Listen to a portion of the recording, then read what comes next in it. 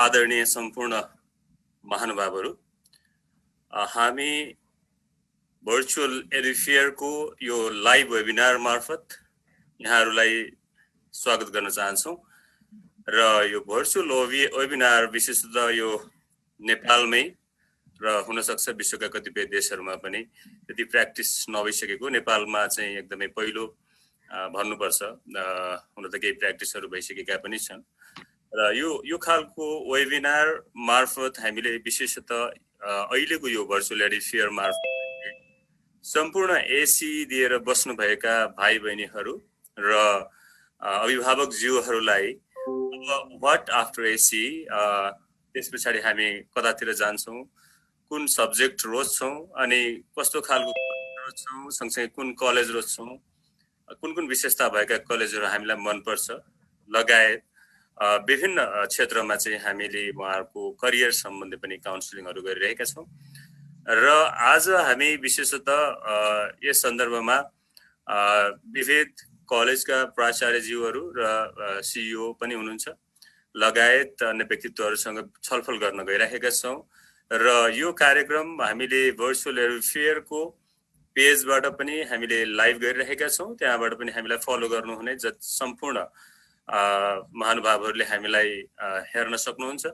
त्यसै गरी NP media group पनि हामीसँग हुनुहुन्छ, उहाँले पनि यो प्रोग्रामलाई लाइभ गरिराख्नु भएको छ र एनपी मिडिया ग्रुपलाई फलो गर्ने जति पनि अडियन्सहरू हुनुहुन्छ उहाँहरूले पनि हामीलाई प्रत्यक्ष हेर्न सक्नुहुन्छ र विशेषतः अब आजको कार्यक्रममा छलफलका लागि हामीसँग प्रबुद्ध व्यक्तित्वहरू हुनुहुन्छ। नारायण उपाध्याय सर हुनुहुन्छ, उहाँ हेराल्ड इन्टरनेसनल कलेज को प्रिन्सिपल हुनुहुन्छ, फाउन्डर प्रिन्सिपल। त्यसै गरी चाहिँ हामीसँग ऋषि तिवारी सर हुनुहुन्छ, ऋषि तिवारी सर पिनाकल कलेज ललितपुरबाट हुनुहुन्छ, उहाँ पनि त्यहाँ फाउन्डर प्रिन्सिपलको रूपमा हुनुहुन्छ, डाक्टर ऋषि तिवारी।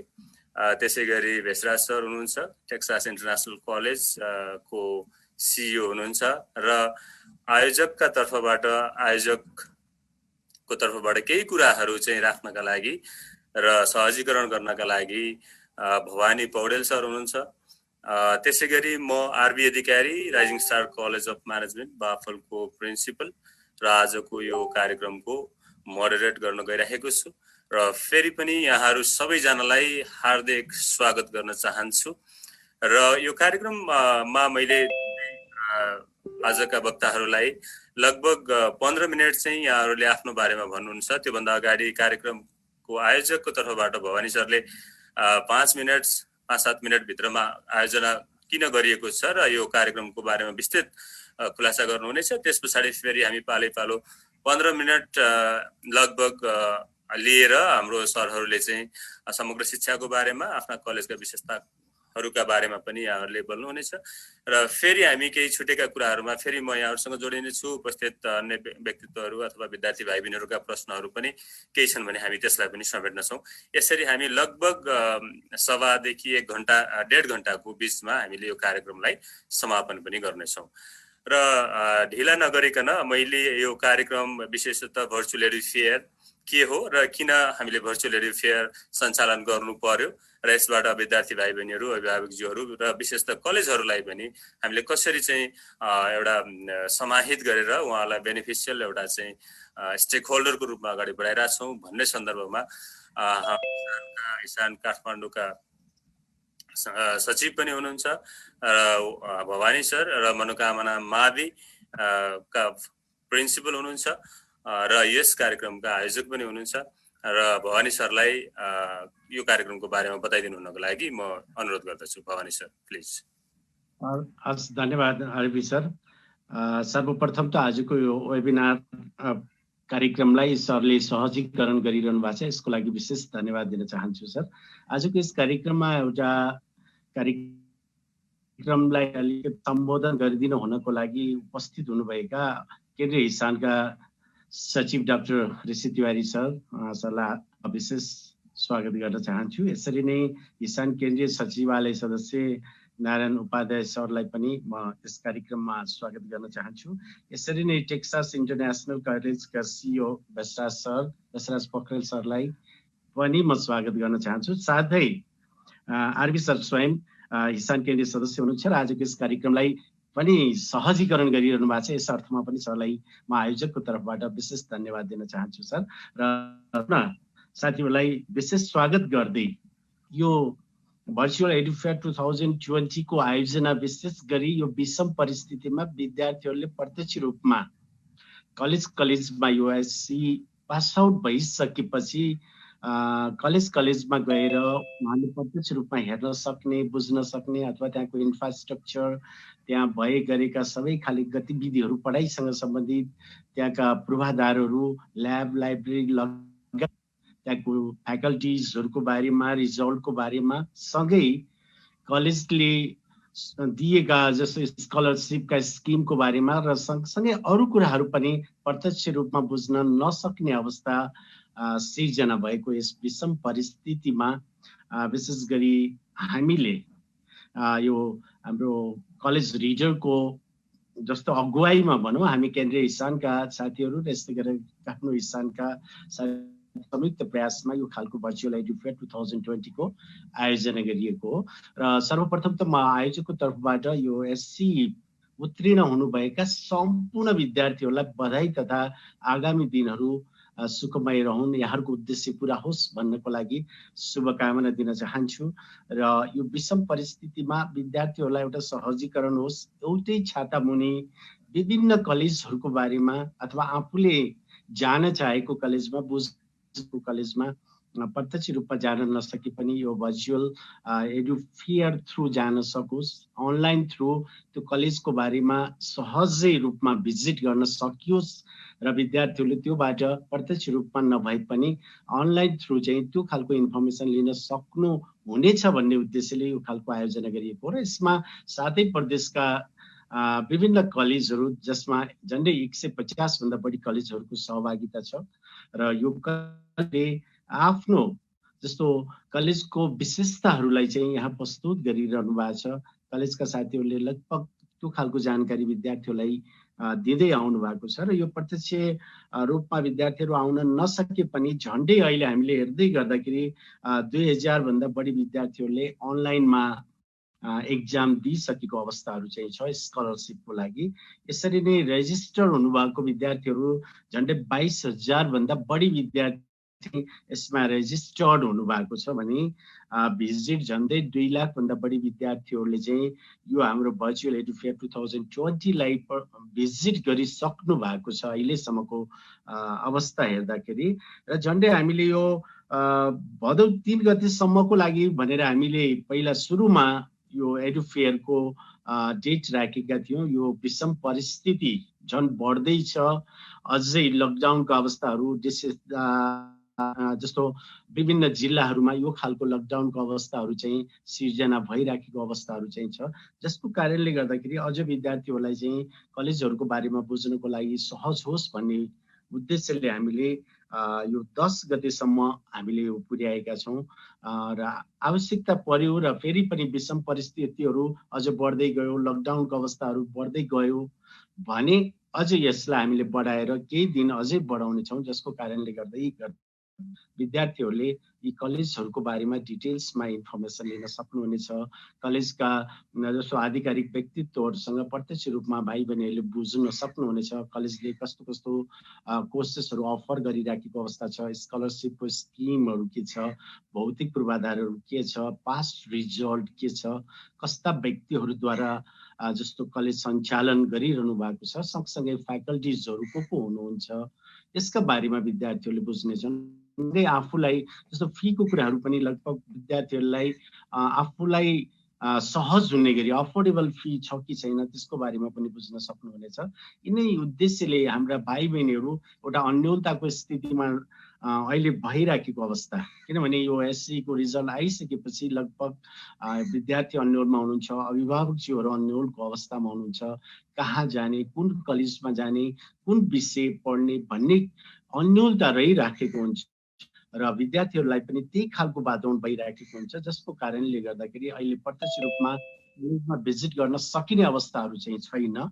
त्यस कारण पनि यो भर्चुअल एडुफेयर 2020 थ्रु विद्यार्थीहरूले, अभिभावकज्यूहरू र सँगै शिक्षासँग सरोकार राख्ने व्यक्तिहरूले यसमा भिजिट गरिसकेपछि आफूले चाहेको सबै खाले सूचनाहरू चाहिँ प्राप्त गर्न सक्नुहुनेछ भन्ने उद्देश्यले यसको आयोजना गरिएको र हामीले सकेसम्म धेरैभन्दा धेरै विद्यार्थीहरूलाई चाहिँ यसमा भिजिट गराउने प्रयत्न र सकेसम्म धेरैभन्दा धेरै कलेजले पनि यसमा पार्टिसिपेट जनाएर आफ्नो कलेजको बारेमा चाहिँ विद्यार्थीहरूलाई अभिभावकज्यूहरूलाई त्यो खालको सूचना दिन सक्ने खालको एउटा वातावरण सिर्जना होस् भन्ने उद्देश्यले यो खालको कार्यक्रमको आयोजना गरिएको हो। तसर्थ अझै पनि समयको छ, हामीले बढाउँदै लानेछौँ र यसमा अझै पनि गर्ने खालको वातावरण नभइसकेका अथवा भिजिट गरी नसक्नुभएका विद्यार्थीहरू, अभिभावकज्यूहरू अथवा शिक्षासँग सरोकार राख्ने व्यक्तित्वहरू,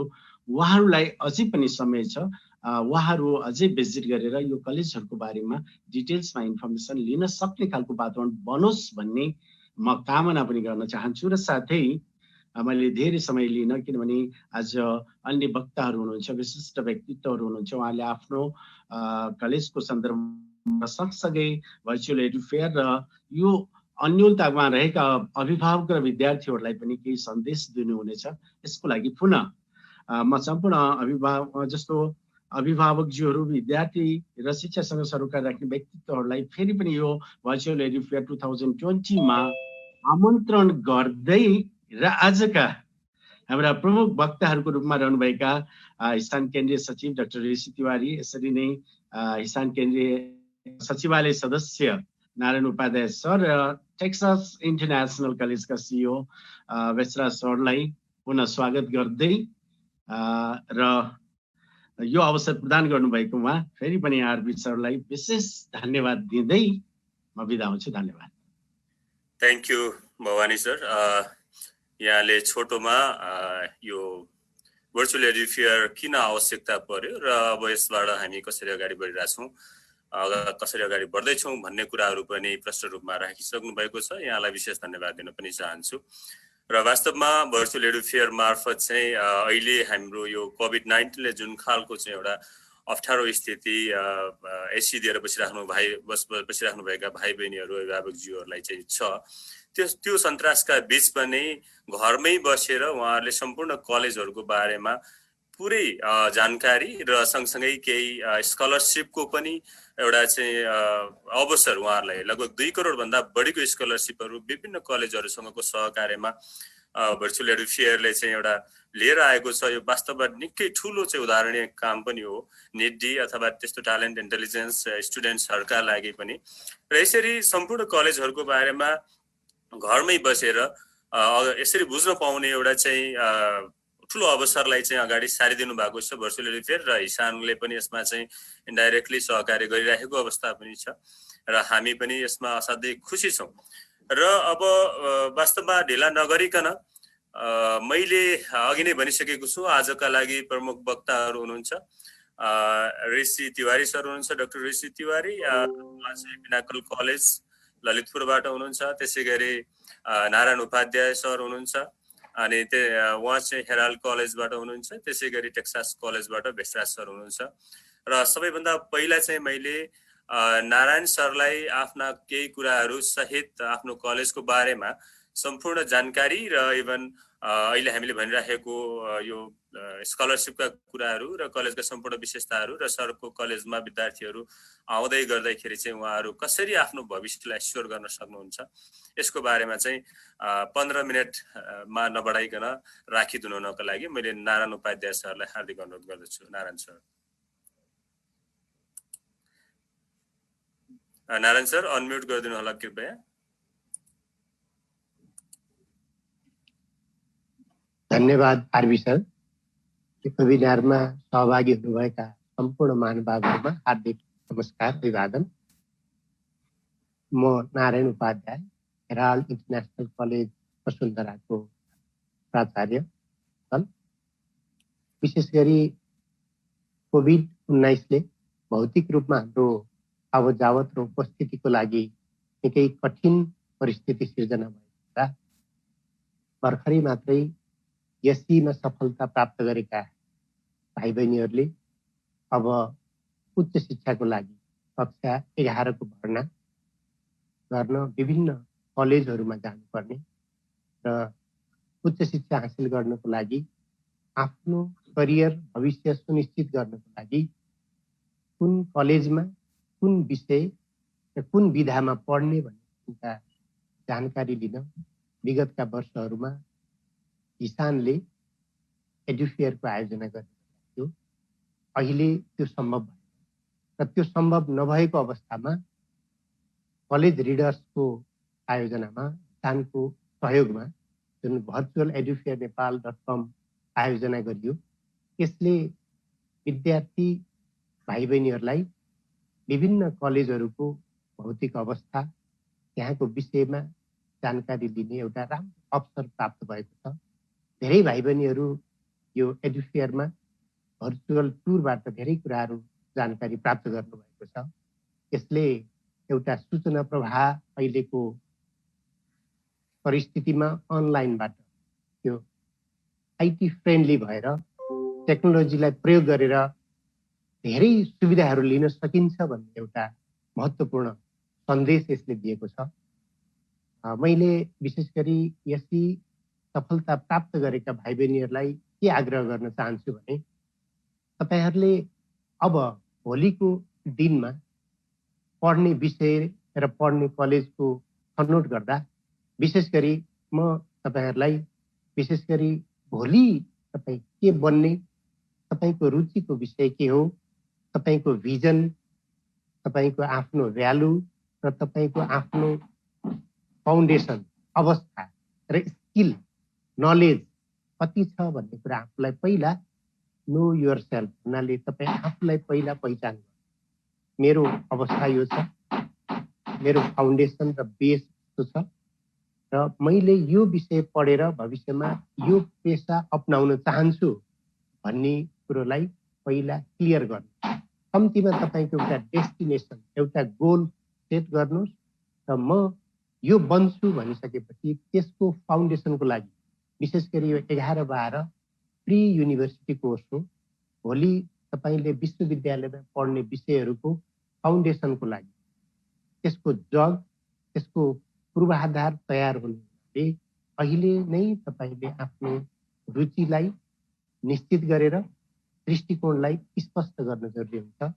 जस्तै उदाहरणको रूपमा तपाईँ भोलि गएर मेडिकल साइन्स अथवा प्यारामेडिकल साइन्ससँग सम्बन्धित विषय पढ्न चाहनुहुन्छ भने फिजिक्स, केमिस्ट्री, म्याथ, बायोलोजी लगायतका कोर सब्जेक्टहरू पढ्नुपर्ने हुन्छ। त्यही भित्रका विधाहरू हुन्छन्। इन्जिनियरिङ, आइटी लगायतका विषयहरू पढ्दाखेरि तपाईँले म्याथ, बायोलोजी तथा म्याथ, फिजिक्स, केमिस्ट्री, म्याथ लिनुपर्ने हुन्छ।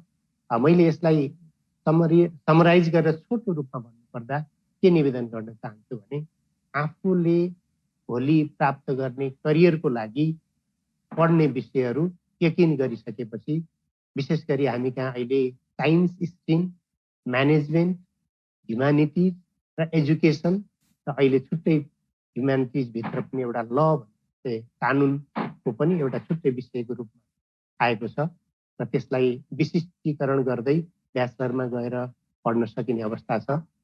त्यसैले भाइ बहिनीले भोलिको मार्केट स्टडी गर्ने, भोलि जब मार्केटमा गएर आफू बेच्न सकिने, बिक्न सक्ने, भोलि आफू एन्टरप्रेनर बन्न सक्ने किसिमका विभिन्न क्षेत्रहरू हुन्छन्। त्यो क्षेत्रको रूपमा आफूलाई पहिला क्लियर गर्नुहोस् र ती विषय पढाउने संस्थाहरूको छनौट गर्दा विशेष गरी त्यो संस्थाको अवस्थिति र त्यसको भौतिक पूर्वाधार, कहीँ पनि गुणस्तरीय शिक्षा प्रदान गर्नको लागि भौतिक पूर्वाधारले पनि सुविधा सम्पन्न त्यहाँका ल्याब, लाइब्रेरी, इक्विपमेन्टहरू, सेमिनार हल, प्रेजेन्टेसन, त्यहाँ के सुविधाहरू छन् त्यो सबै कुराहरू तपाईँहरूले बुझ्नुपर्ने हुन्छ। आफ्नो अभिभावकसँग, आफ्नो दाइ दिदीहरूसँग सरसल्लाह लिनुपर्ने हुन्छ र त्यो कलेजको पुरानो रेकर्ड के छ, त्यहाँबाट प्राप्त भएको रिजल्ट कस्तो छ र ती विद्यार्थीहरू आफ्नो जीवनमा र विभिन्न सङ्घ संस्थामा कति सफल देखिएका छन्, यी सबै कुराको राम्रो अध्ययन गरेर अनि कलेजको छनौट गर्नुपर्छ। र हेराल्ड इन्टरनेसनल कलेजको विषयमा भन्नुपर्दा हेराल्ड इन्टरनेसनल कलेज काठमाडौँको वसुन्धरामा अवस्थित छ तपाईँ चाबहिल महाराजगञ्जबाट आउनुभयो भने महाराजगञ्जभन्दा एक स्टेप अगाडि र बालाजु गङ्गबुबाट त्यता जानुभयो भने तामाखुसीबाट एक स्टेप अगाडि वसुन्धरामा त्यो कलेज अवस्थित रहेको छ।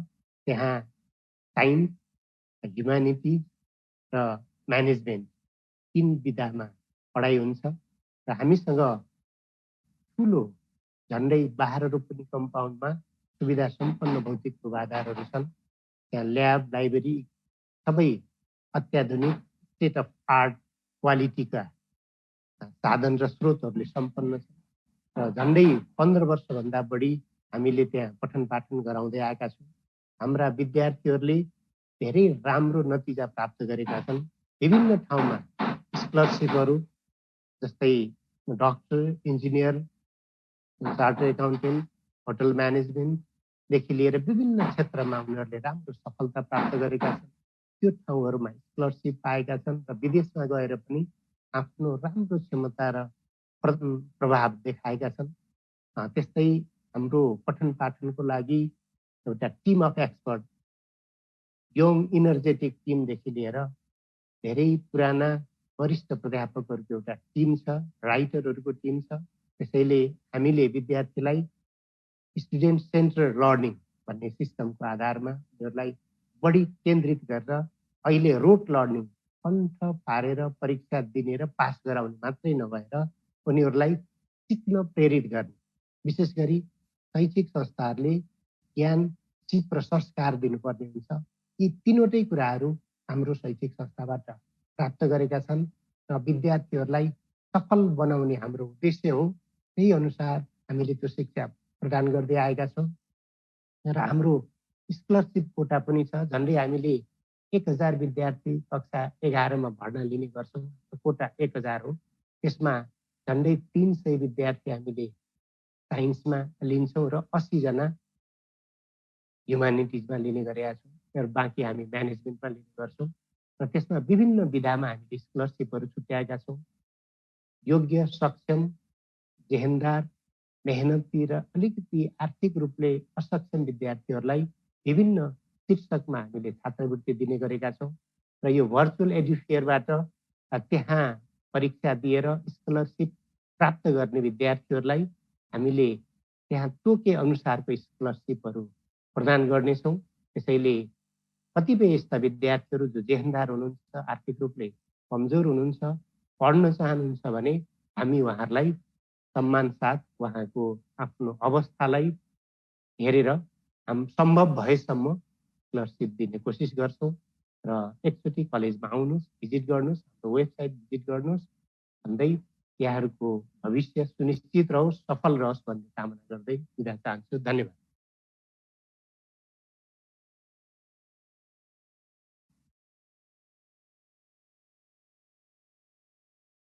Thank you Narayan sir. समग्र अहिलेको एजुकेसनको बारेमा सँगसँगै विशेषतः आफ्नो कलेजको बारेमा पनि हामी के कसरी अगाडि बढिरहेका छौँ, कलेजको विशेषता के छ भन्ने बारेमा यहाँले आफ्ना कुराहरू राखिसक्नु भएको छ। यहाँलाई विशेष धन्यवाद, आभार पनि प्रकट गर्न चाहन्छु। र पक्कै पनि हामीले यो वर्ष शिक्षामा अझ बढी चुनौती थपिएको छ। शिक्षामा अझ बढी एक खालको हामी शिक्षाकर्मीहरू अझ बढी जागरुक र अझ बढी सृजनशील बनेर अबको 8-10 वर्ष पछाडिका वर्षमा सङ्घर्ष गर्ने र त्यो वर्षहरूमा उहाँहरूले आफ्नो चाहिँ कम्पिटेन्सी खोज्ने विद्यार्थीहरूलाई आज हामीले 11 क्लासमा आह्वान गरिरहेका छौँ, भर्ना गरिरहेका छौँ। पक्कै पनि हेराल्ड कलेज लगायत कलेजहरूले यो सन्दर्भलाई चाहिँ असाध्यै गहन रूपमा लिइराख्नु भएकै छ पक्कै पनि। र मैले अब फेरि हाम्रा वक्ताहरूलाई समय दिने क्रममै नारायण सरलाई धन्यवाद दिँदै म ऋषि सरतर्फ जान चाहन्छु। पिनाकल कलेज ललितपुरबाट हुनुहुन्छ, इसानको केन्द्रीय सचिव पनि हुनुहुन्छ उहाँ, र नारायण सर सचिवालय सदस्य हुनुहुन्छ। मैले अहिले ढिला नगरिकन ऋषि सर, डाक्टर ऋषि तिवारी समग्रमा शिक्षाको बारेमा सँगसँगै आफ्नो कलेजको बारेमा पनि केही कुराहरू चाहिँ बताइदिनु हुनको लागि म अनुरोध गर्दछु। ऋषि सर प्लिज अनम्युट गर्नु होला आफूलाई। अनि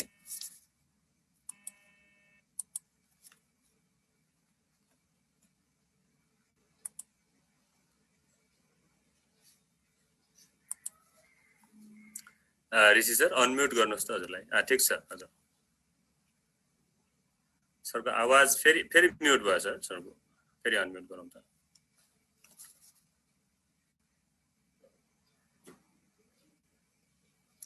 सर म्युट नै छ अहिले पनि म्युटमा हुनुहुन्छ हजुर।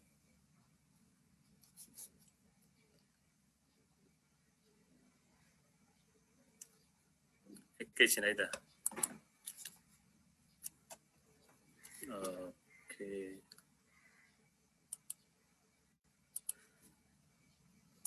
सर म्युट गरौँ त सर, अनम्युट गरौँ त सर। हजुर ठिक छ थ्याङ्क यू।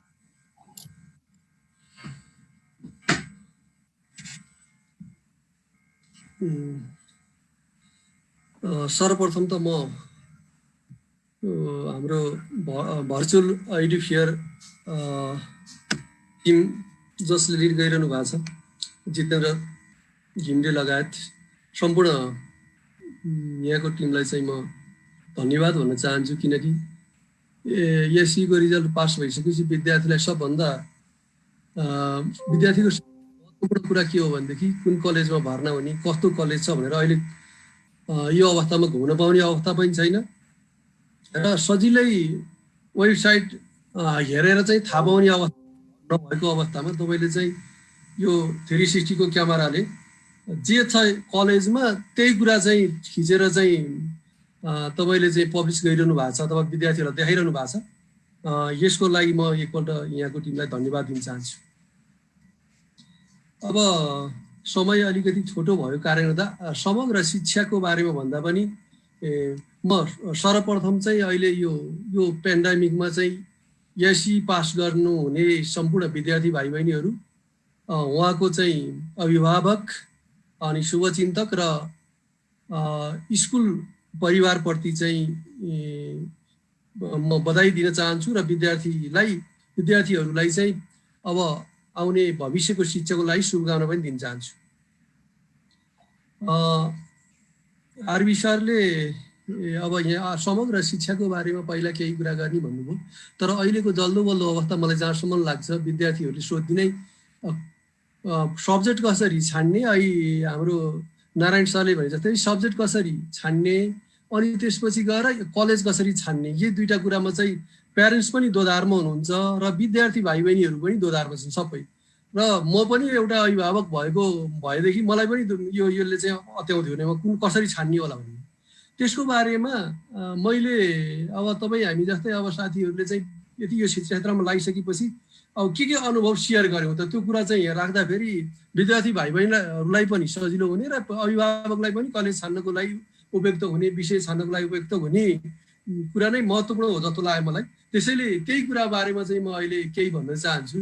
नारायण सरको कुरालाई सम्पूर्ण कुरामा चाहिँ म सहमत राख्दै त्यसमा बुदागत रूपमा विषय छान्ने कुरालाई चाहिँ मैले चाहिँ के मानेको छु भने नि, जस्तै एउटा त विद्यार्थीले चाहेको विषय पनि भयो, त्यो हुँदै पनि विद्यार्थीले आफूले म चाहिँ योतिर चाहिँ म चाहिँ जान पाए हुन्थ्यो भनेर चाहिँ चाहँदै पनि त्यहाँ अरू पनि कुराहरू छ है, त्यसलाई मात्रै आधार मानेर चाहिँ मैले अभिभावक विद्यार्थीलाई चाहिँ एउटा विद्यार्थीले कुनै व्यक्तिले चाहेको कुरालाई मात्रै आधार मान्न चाहिँ भोलि त्यसको चाहिँ करियर एकाडेमिक करियर चाहिँ नराम्रो पनि हुनसक्छ, अथवा ऊ चाहिँ अहिले उसले चाहन त साथीको कारणले चाहे कि अथवा काकाको कारणले चाहे कि सोसाइटीको कारणले चाहे कि, तर त्यसपछि चाहिँ त्यसको चाहिँ त्यो के अरे आफूले लिएको चाहिँ के अरे बाटोको चाहिँ भोलि गन्तव्य अथवा कहाँसम्म टुङ्गिन्छ भन्ने कुरो नि प्रमुख कुरो हो र त्यसको चाहिँ भोलि त्यो बाटोले कहाँसम्म पुर्याउँछ अथवा त्यसमा चाहिँ म गइरहेको छु भने त्यसको चाहिँ मार्केट कस्तो छ भन्ने कुरो नि महत्त्वपूर्ण कुरा भएको कारणले गर्दा विद्यार्थीको चाहिँ आफ्नो छनौट नै हो, चाहेकै कुरा हो। त्यसको साथसाथै अर्को कुरो के त भन्दाखेरि त्यो विषय जुन छानिएको छ नि त्यो विषय नेसनल अथवा इन्टरनेसनल त्यसको चाहिँ मार्केट कस्तो छ त्यो कुरो पनि बुझ्नुपर्छ है। जस्तै मैले चाहिँ म त एकदम अहिले चाहिँ म फेसन डिजाइनिङमा चाहिँ म इन्ट्रेस्ट छ, म लाग्छु भन्छु, तर नेसनल स्तरमा अथवा राष्ट्रिय स्तरमा अन्तर्राष्ट्रियसम्म लोकल स्तरमा त्यो मैले लिएको विषय चाहिँ बिक्छ कि बिक्दैन त्यो कुरो पनि सोध्नुपर्छ है। जस्तै अब मान्छेले साइन्स डक्टर किन भन्छ त, सोध्दै नसोधी किन डक्टर भन्छ? डक्टर पढिसकेपछि भोलि जब पाइन्छ भन्ने आधा उद्देश्यले अथवा समाजमा कुनै एउटा राम्रो चाहिँ सोसल पोजिसन पाइन्छ भन्ने उद्देश्यले पनि डक्टर पढ्छ। त्यसले गर्दाखेरि मैले के भनी भन्दा विद्यार्थीले एउटा जुन विषय छानिरहेको हुन्छ, बाबु नानीले चाहिँ जुन विषय तिमीले चाहिँ पढ्न खोजिरहेछौ तर तिमीले चाहिँ त्यसको बारेमा बुझ्नुपर्छ है। एउटा कुरो त्यसको चाहिँ मार्केट कति छ, किनभनेदेखि मार्केट किन कति छ भने हामी नेपालीहरूले पढिसकेपछि जाहिर पनि खानुपर्छ। त्यो कुरो नि हामीले त्यसलाई चाहिँ हामी छुट्याउन सक्दैनौँ, सबैको बाध्यता नै त्यही हो। त्यसर्थ म पढ्न त पढ्छु, भोलि जागिर खान्न, केही पनि गर्दिनँ, म चाहिँ ज्ञान मात्रै आर्जन गर्ने, नलेज मात्रै लिने हो भन्ने कुरो भने छुट्टै हुन्छ। त्यो नेपालमा चाहिँ 2-4 जना भन्दा बाहेकमा त्यो हुन सक्दैन, के 1-2% मात्रै त्यो होला। किनभने त्यसमा व्यक्तिले खर्च गरे हुन्छ, रकम खर्च गरे हुन्छ, समय बिताएको हुन्छ, भोलि त्यही एजुकेसनको करियरले आफ्नो लाइफ सेटल गर्नुपर्ने हुन्छ। त्यसले गर्दाखेरि त्यो सब्जेक्ट लिएको सब्जेक्टको चाहिँ इम्पोर्टेन्स त्यसमा जब मार्केटमा इन्टरनेसनल र नेसनल जब मार्केट छ कि छैन त्यो कुरो बुझ्ने। अब त्यस्तै विभिन्न के अरे सिनियरहरूबाट चाहिँ जानकारी लिन सकिन्छ अथवा काउन्सिलरबाट जानकारी लिन सकिन्छ। भाइ बहिनी पढ्ने स्कुलकै टिचरले पनि त्यो कुरा भन्नुहुन्छ। अर्को दोस्रो कुरो भनेको चाहिँ त्यो विषय छान्न त छानियो, तर त्यो विषय छान्दा प्यारेन्ट्सले चाहिँ मलाई त्यसमा अफोर्ड गर्न सक्छ कि सक्दैन। जस्तै मैले एउटा इक्जाम्पल दिउँ, म चाहिँ साइन्स पढेर डक्टर बन्छु भने डक्टर बन्नको लागि चाहिँ भोलि साइन्स पढेर डक्टर बन्नको लागि त्यो विद्यार्थीलाई लगभग पे गर्नु पर्यो भने 50 लाखभन्दा बढी लाग्छ। मेरो प्यारेन्ट्सले चाहिँ मैले स्कलरसिपमा नाम निकाल्न सकिनँ र मेरो प्यारेन्ट्सले पे गर्न पर्यो भनेदेखि त्यो 50 लाख तिर्न सक्छ कि सक्दैन त्यो कुरो नि बुझ्नुपर्छ है। त्यसले गर्दाखेरि एउटा त विषय छान्दाखेरि त्यसको चाहिँ जब मार्केट, अर्को कुरो त्यसको चाहिँ कस्ट, त्यो प्यारेन्ट्सले नि बुझ्नुपर्छ, बच्चाले नि बुझ्नुपर्छ। भोलि त्यो फ्रस्ट्रेसनमा जान सक्छ बच्चा। यदि चाहिँ त्यो म साइन्स पढ्छु भन्यो, साइन्स राम्रोसँग पास गर्यो अनि स्कलरसिपमा उसले चाहिँ MBBSमा नाम निकाल्न सकेन, प्यारेन्ट्सले पे गर्न सकेन भने उसले चाहेको कुरो पाएन नि। त्यो कुरा पनि याद गर्नुपर्छ। अनि त्यसपछि चौथो कुरो भनेको चाहिँ त्यो विषय एउटा पहिलो आफूले सोचेको कुरा भयो, दोस्रो चाहिँ त्यसको जब मार्केट भयो, तेस्रो चाहिँ त्यसको आर्थिक पक्ष, त्यसको कस्ट भयो, पाँचौँ भनेको चाहिँ अब त्यो सोसल्ली त्यो जुन म गएको चाहिँ मेरो करियर जुन म जाँदैछु त्यो चाहिँ सोसल्ली रेपुटेड छ कि छैन अथवा समाजले त्यसलाई मानेको छ कि छैन त्यो कुरो नि बुझ्नुपर्छ। जस्तै हामीले के भन्छौँ भनेदेखि म चाहिँ इन्जिनियरिङ पढ्छु अथवा म चाहिँ मेडिकल डक्टर बन्छु भनेर चाहिँ कहिलेकाहीँ चाहिँ उता डिप्लोमा कोर्स गइदिरहेको हुन्छ, या चाहिँ कोर्स गइरहेको हुन्छ, या चाहिँबाट डक्टर बन्न भन्दा चाहिँ उतापट्टिको +2बाट डक्टर बन्न चाहिँ सजिलो हुन्छ। त्यो कुरो त थाहा हुँदैन। त्यसर्थ त्यसको लागि पनि जानकारी लिनुपर्छ र समाजले त्यो छानेको विषयलाई कसरी त्यसले चाहिँ एक्सेप्ट गरेको छ। किनभने भोलि त मलाई हेर्ने त समाज पनि हो, त्यसर्थ त्यो सोसल्ली रिपोर्टेड त्यो एकाडेमिक प्लेटफर्म हो कि होइन त्यो कुरो नि बुझ्नुपर्छ। यी 3टा कुरालाई आधार मानेर पहिलोमा 75% आफूले चाहेको विषय, अनि त्यसपछि 10% जति त्यसको जब मार्केट, अरू 5% चाहिँ अरू मैले भनेको कुराहरूलाई राखेर चाहिँ यदि विषय छानियो भनेदेखि आफूले चाहिँ फिल गरेको गलत भएछ भने पनि त्यो भोलि चाहिँ के हुन्छ नि त्यो गलततिर गइँदैन के। भोलि चाहिँ मैले चाहिँ ल म इन्जिनियर बन्छु भने हुन्छ त इन्जिनियर भोलि चाहिँ चार्टर एकाउन्टेन्टले त धेरै कमा देखिरहेको हुन्छ, पैसा खर्च गरेर चाहिँ इन्जिनियर बन्यो, तर पैसा चाहिँ बढ्दा कसले कमाउँछ? चार्टर एकाउन्ट र बैङ्कको म्यानेजरले, म्यानेजमेन्ट पढ्नेले। भनेपछि त्यो बेलामा त्यसलाई रिग्रेट फिल नहोस् है, त्यो कुरो पनि थाहा पाउनु पर्यो। म्यानेजमेन्ट पढेर पनि बैङ्कको CEO भयो भने त 10 लाख तलब त रहेछ त, त्यो कुरो त थाहा पाउनु पर्यो नि। त्यसले गर्दा यी कुराहरूलाई चाहिँ ध्यान दिएर चाहिँ यदि प्यारेन्ट्सले पनि ध्यान दिने अनि बच्चाले पनि ध्यान दिने हो भनेदेखि अनि नराम्रो भनौँ उसले चाहिँ उसको एकाडेमिक करियर भनेको उसको शैक्षिक फ्युचर शैक्षिक बाटो चाहिँ नराम्रो हुँदैन जस्तो लाग्छ मलाई। ऊ आफूले रोजेको विषयमा पछि रिग्रेट हुनु पर्दैन जस्तो लाग्छ। अब अर्को कुरो के त भन्दाखेरि अब स्कुल पास गरिसकेपछि हामीले चाहिँ 11 र 12लाई चाहे त्यो सरकारले 1 देखि 12सम्म चाहिँ स्कुल एजुकेसन भनोस् नभनोस् त हामीले एक्सेप्ट गरे चाहिँ के भन्दा कलेज नै हो। किन कलेज हो भनेदेखि 11 र 12 पढिसकेपछि विद्यार्थी मेडिकल एमबिबिएस पढ्न पाउँछ, इन्जिनियरिङ पढ्न पाउँछ, अथवा हायर कलेज युनिभर्सिटीमा चाहिँ ब्याचलर पढ्न पाउँछ भनेदेखि कहिले पनि स्कुल एजुकेसनबाट चाहिँ तपाईँले हेर्ने हो भनेदेखि मेडिकलको चाहिँ एमबिबिएसमा चाहिँ फाइट गर्नै पाइँदैन। बाहिरको चाहिँ युरोपियन कन्ट्रीको चाहिँ नर्म्सहरू हेर्ने हो भनेदेखि त्यहाँ चाहिँ स्कुल एजुकेसन 12 कक्षा सकेर हायर सेकेन्डरी स्कुल सकेर अनि त्यसपछि गएर 4 वर्ष चाहिँ ब्याचलर पढेपछि मात्रै मेडिकल पढ्न पाउँछ। तर हाम्रो यहाँ त के भयो त 12 कक्षाबाट डाइरेक्ट मेडिकलमा इन्ट्रान्स दिन पाइयो नि त, जानु पाइयो नि। त्यसो त यो सरकारले मान्दा नमान्दै पनि यो चाहिँ के हो त एक प्रकारको चाहिँ प्री कलेज कोर्स नै हो 11 र 12 भनेको। त्यसले गर्दाखेरि अब प्राय जस्तो चाहिँ विद्यार्थीलाई अहिले धेरै के पनि आइरहेछ भने अब आफ्नै स्कुलमा पढ्न राम्रो हो। 10 पढेको मैले चाहिँ धेरै त्यो मेसेजहरू पनि देखेँ। मैले यो कुरा त राख्नै पर्छ यहाँ विद्यार्थीहरूलाई चाहिँ, विद्यार्थी अथवा अभिभावकलाई चाहिँ त्यो कुरा के अरे यो भ्रममा पार्नु हुँदैन, त्यो कुरा राख्नै पर्छ। आफ्नै स्कुलमा पढ्दा राम्रो हुन्छ हो, इन्फ्रास्ट्रक्चर त्यहाँ राम्रो छ, सम्पूर्ण कुरा चाहिँ सुविधा छ, एकाडेमिक फेसिलिटी छ भने त्यहाँ पढ्दा नि हुन्छ, नहुने कुरो होइन। तर एउटा कुरो के हो चाहिँ भने कलेजको वातावरण र स्कुलको वातावरण फरक हो त्यो।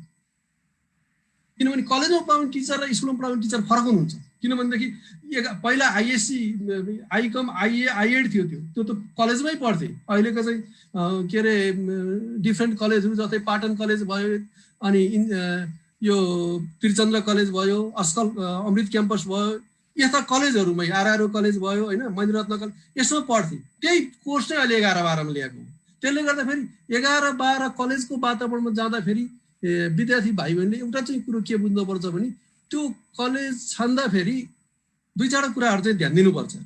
आफ्नो चाहे त्यो त्यही स्कुलमा 10 क्लास पास गरेर किन नपढोस् या त अर्कोमा किन नजाओस्, तर यी कुराहरू चाहिँ 5वटा कुरा चाहिँ ध्यान दियो भने त्यो विद्यार्थीले लिएको चाहिँ जुन एकाडेमिक गोल हुन्छ नि त्यसले एचिभ गर्न सक्छ भन्ने मेरो चाहिँ भनाइ हो।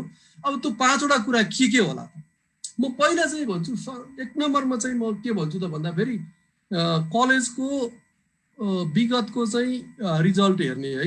किन रिजल्टलाई मैले 1 नम्बरमा राखेँ त भन्दा हाम्रो समाजले मात्रै होइन, हाम्रो जीवनमा रिजल्ट कति इम्पोर्टेन्ट छ भन्ने कुरो त लोकसेवा दिँदाखेरि याद गरिन्छ। भोलि चाहिँ एमबिबिएसमा इन्ट्रान्स दिँदाखेरि कलेज भर्ना गर्दाखेरि किनभने सर्टेन ग्रेड भएन भनेदेखि त्यसले चाहिँ हायर एजुकेसनमा जानै पाउँदैन। त्यो एउटा लिमिटेसन हुन्छ नि। एमबिबिएस कुरा इन्जिनियरिङमा दिनु पर्यो भने, चार्टर एकाउन्टेन्ट पढ्नु पर्यो भने यो लेभल चाहिँ चाहिन्छ भन्दै हुन्छ नि त्यो होइन। अनि के अरे ग्रेड A+ छ भनेदेखि त्यसमा चाहिँ त्यसको चाहिँ भोलि चाहिँ जाहिर खाँदाखेरि त्यसको चाहिँ भ्यालु प्रमोसन हुँदाको लागि भ्यालु नै फरक छ। त्यसले गर्दाखेरि हाम्रो समाजले हेर्ने भनेको र आफ्नो जीवनमा पनि अति के अरे यो शैक्षिक जीवनमा अति महत्त्वपूर्ण भनेको चाहिँ रिजल्ट नै हो। त्यसर्थ त्यो आफूले पढ्न चाहेको कलेजको चाहिँ रिजल्ट हेर्ने, पहिलाको रिजल्ट कस्तो छ भनेको त्योभन्दा अगाडिको वर्षहरूको रिजल्ट कस्तो छ, त्यो एउटा कुरा पहिलो प्रायोरिटी त्यसलाई दिने। अनि दोस्रो चाहिँ के अरे क्राइटेरिया भनेको चाहिँ मैले चाहिँ के भन्छु त भन्दाखेरि त्यो इन्भाइरोमेन्ट, कलेजको चाहिँ वातावरण कि त्यो कलेजको वातावरणलाई मैले किन सेकेन्डमा राखेँ, टिचर स्टाफलाई किन राखिनँ। अब रिजल्ट राम्रो छ भने टिचर्सहरू राम्रै हुनुपर्छ नि त्यहाँ। त्यसै भएर मैले चाहिँ इन्भाइरोमेन्ट राखेँ। इन्भाइरोमेन्ट भने के त, अब कुनै विद्यार्थी चाहिँ दुर्गमबाट हुन्छ एकदम त्यो चाहिँ सोसल चाहिँ त्यो इन्टरमिक्स, सोसल कल्चर चाहिँ त्यो इन्टरमिक्स भएको हुन्छ। अनि त्यो वातावरणमा चाहिँ उसलाई आफूले राख्न सकेन भने त्यो विद्यार्थी राम्रै भए पनि त्यो विद्यार्थी भोलि चाहिँ उसको रिजल्ट हेर्ने भने ऊ फेलियर भएर जान्छ कि। जस्तै मानौ सुदूर पूर्वबाट एकजना व्यक्ति आछ, सुदूर पश्चिमबाट एकजना व्यक्ति आछ, तराईबाट एकजना व्यक्ति आछ, अथवा भ्यालीको स्टुडेन्ट छ भने त्यो कल्चर इन्टरमिक्स हुन उसले तिनीहरू एक आपसमा सकेन भनेदेखि तिनीहरूको चाहिँ त्यो आफूले लिएको चाहिँ उद्देश्य त प्राप्त गर्न सक्दैन। त्यस कारणले गर्दा त्यो कल्चर इन्टरमिक्स गराउनलाई कलेजको त्यो प्रशासनको, कलेजको त्यो फ्यामिलीको रोल हुन्छ। र इन्भाइरोमेन्ट भन्नासाथ एउटा त्यो शैक्षिक इन्भाइरोमेन्ट, जस्तै मैले अघि भने कलेजले विद्यार्थीलाई कुन तरिकाले ट्रिट गर्छ, कुन तरिकाले चाहिँ फ्रेन्डली इन्भाइरोमेन्टमा पढाउन कोसिस गर्छ। जस्तै त्यहाँका त्यो प्रशासन कति कोअपरेटिभ छ, अनि के अरे राम्रो विद्यार्थी आएर बिग्रिँदै गएको छ कि छैन। अनि बिग्रिँदै गएको छ भने त्यसलाई चाहिँ इन्डिभिजुअली हेरेर त्यसलाई ट्रिट गर्न सक्छ कि सक्दैन। अनि त्यसपछि गएर टाइम एगेन उसलाई काउन्सिलिङ गर्न सक्छ कि सक्दैन। अनि यो एक प्रकारको यो के अरे टिचिङ लर्निङको चाहिँ इन्भाइरोमेन्ट हो। अनि त्यो विद्यार्थी जब चाहिँ आएर चाहिँ स्कुलबाट फर्स्ट भएर आएको हुन्छ, म यस्तो राम्रो गर्छु भनेर आएको हुन्छ, उसको त्यो कलेजको इन्भाइरोमेन्ट अथवा क्लासको टिचर्सको बिहेभले गर्दाखेरि उसले नराम्रो गर्न सक्छ। त्यसले गर्दाखेरि त्यो विद्यार्थीलाई इन्डिभिजुअल टेक केयर गर्नुपर्ने हुन्छ कलेजले। अनि त्यो एउटा काम हो। अनि अर्को कुरो चाहिँ त्यसमा चाहिँ अब यो फिजिकल इन्भाइरोमेन्ट भनेको अहिले तपाईँलाई हेर्नुहोस्, यो त एकदम अहिले त झन् नेसेसरी छ। तपाईँ चाहिँ यो रोग त अब अहिले मात्रै पछि पनि आउन सक्ला। अनि अब त्यो एकदम वेल भेन्टिलेटेड रुम छ कि छैन, अनि त्यसपछि गएर अहिलेको परिस्थितिमा हेर्नु कोरोना फ्रेन्डली वातावरणमा चाहिँ त्यहाँ क्लास सुरु भएको छ कि छैन, भोलि हात धुने ठाउँ छ कि छैन, क्यान्टिन त्यो अवस्थाको छ कि छैन, तपाईँको सेनिटाइजर युज गर्ने त्यो बाटो चाहिँ यता र उता जानुपर्ने, अनि डिस्टेन्स मेन्टेन्स गरेको क्लासरुम, अनि बाटो छ कि छैन, त्यो कुरो नि हेर्नुपर्ने भयो। मैले चाहिँ त्यस कारणले गर्दाखेरि इन्भाइरोमेन्ट भने। अर्को कुरो चाहिँ एउटा टिचिङ लर्निङ इन्भाइरोमेन्ट, अर्को फिजिकल इन्भाइरोमेन्ट। अनि फिजिकल इन्भाइरोमेन्ट भन्नु साथ त्यसमा अलिकति के पिस पनि हुनु पर्यो। बच्चाहरूलाई के हुन्छ, एकदम क्राउडी ठाउँमा चाहिँ त्यो क्राउडी ठाउँमा चाहिँ क्लास राखिदियो भने त्यस्तो अवस्थामा बच्चाहरूले पढ्न पनि सक्दैन। त्यसले गर्दा फेरि त्यो पिस इन्भाइरोमेन्टमा छ कि छैन, यी कुरा त्यो इन्भाइरोमेन्टलाई। अनि इन्भाइरोमेन्ट साथसाथै म चाहिँ त्यो के पनि भन्छु, प्रशासन अथवा त्यो फाउन्डेसन के जस्तै फाउन्डर प्रोमोटर भन्छ नि, त्यो प्रोमोटर चाहिँ त्यो फिल्डको हो कि होइन, एकाडेमिक फिल्डको हो कि होइन। एउटा बिजनेसम्यानले सञ्चालन गरेको छ भने त्यसलाई केही मतलब हुँदैन, खालि नाफाको मात्रै उद्देश्य राखेको हुन्छ। जब प्रोमोटर नै त्यहाँ चाहिँ एकाडेमिक छ अथवा टिचर छ, त्यहाँ चाहिँ प्रोफेसर छ भने तिनीहरूले के बुझ्या हुन्छ त, शिक्षाको नर्म्स बुझ्या हुन्छ, टिचर्सको मर्का बुझ्या हुन्छ, विद्यार्थीको मर्का बुझ्या हुन्छ। त्यसो त त्यो प्रोमोटर चाहिँ शिक्षा क्षेत्रको हो कि होइन, त्यो पनि बुझ्नु पर्यो।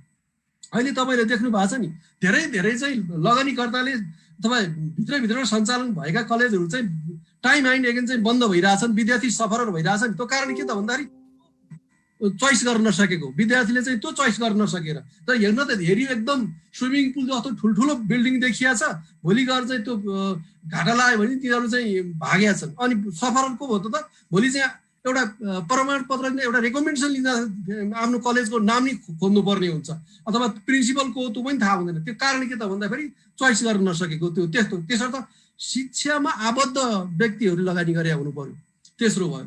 अनि चौथो चाहिँ मैले टिचर्स टिम भने, टिचर्स टिम अब मैले भन्नै परेन, रिजल्ट राम्रो छ, यसरी कोअपरेट गरेको छ, विद्यार्थीलाई चाहिँ इन्डिभिजुअली हेर्छ भने त्यो के छ, त्यो राम्रो छ टिचर्स भनेर जान्नै पर्यो। टिचर्स पनि कस्तो हुनु पर्यो, अहिले नारायण सरले भन्छ यङ इनर्जेटिक डाइनामिक। हामी मैले अन्यथा नमानु प्रोफेसर डाक्टर भनेर राख्छौँ, प्रोफेसर डाक्टरले आएर चाहिँ 11 र 12 क्लास लियो भने त विद्यार्थी फेल हुन्छ। भिजिटिङ प्रोफेसरलाई त ज्ञान दिनको लागि लिएर आउने प्रोफेसरहरूलाई त अहिलेको आइटी बुझेको यङ इनर्जेटिक टिचर चाहिन्छ के अरे पढाउनको लागि, जुन विद्यार्थीको मर्का बुझ्या हुन्छ, विद्यार्थीसँग फ्रेन्डली बिहेभ गर्न सक्छ, तुरुन्तै विद्यार्थीले पनि सोध्न सकोस्। त्यसर्थ टिचर्सको टिम त्यस्तो चाहियो। त्यसपछि पाँचौँ भनेको चाहिँ त्यो एकाडेमिक फेसिलिटिज भने, जस्तै लाइब्रेरी। अब अहिले त झन् तपाईँ किन विभिन्न कुरा चाहिँ हामीले के अरे इमेलबाट चाहिँ भनेको मतलब आइटी युज गरेर चाहिँ सिक्न सक्छौँ। त्यो आइटी फ्रेन्डली लाइब्रेरी छ कि छैन। अनि त्यसपछि ल्याब।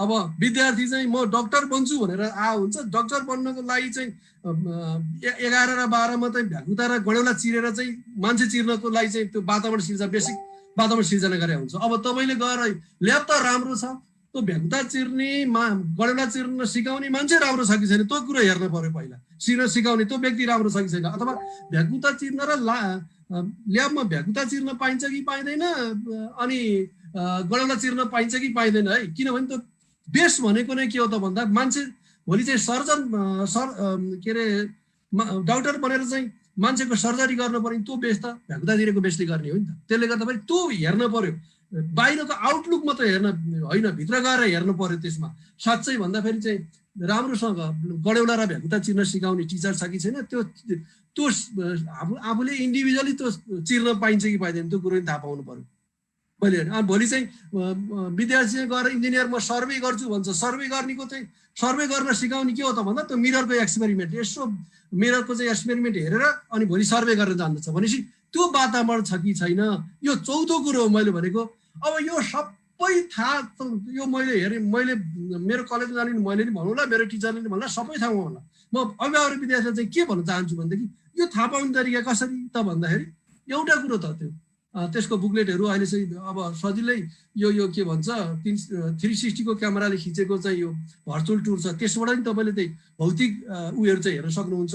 अर्को कुरो भनेको चाहिँ पुराना विद्यार्थी, त्यसका चाहिँ त्यो कलेजमा पढ्ने पूर्व अभिभावक, पूर्व विद्यार्थी र त्यो कलेजको सोसाइटीप्रति अथवा कलेजप्रति त्यो सोसाइटीको दृष्टिकोण के छ त्यो हेर्न पर्यो।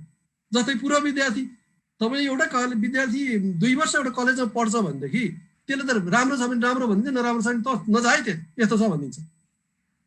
2% विद्यार्थीले कलेजले पनिस गर्दाखेरि नराम्रो माने होला, तर 98% विद्यार्थीले चाहिँ कलेज राम्रो छ भने कलेज नराम्रो छ भन्दै भन्दैन।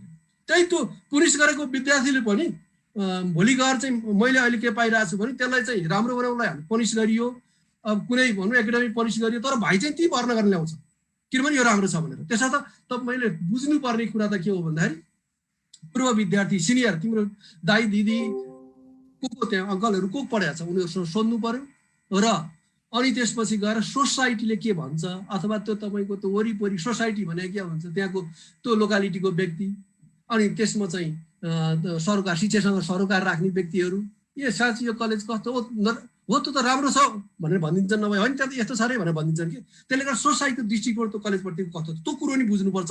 यति 5वटा कुरा चाहिँ बुझेर अभिभावक र विद्यार्थीले चाहिँ के अरे विद्यार्थीले र अभिभावक प्यारेन्ट्सहरूले चाहिँ यो कुरा बुझ्नु हो भनेदेखि मलाई लाग्छ नराम्रो ठाउँमा पढ्दै पर्नु, राम्रो ठाउँमा पढ्नुहुन्छ। यति कुरा चाहिँ मैले राखेँ।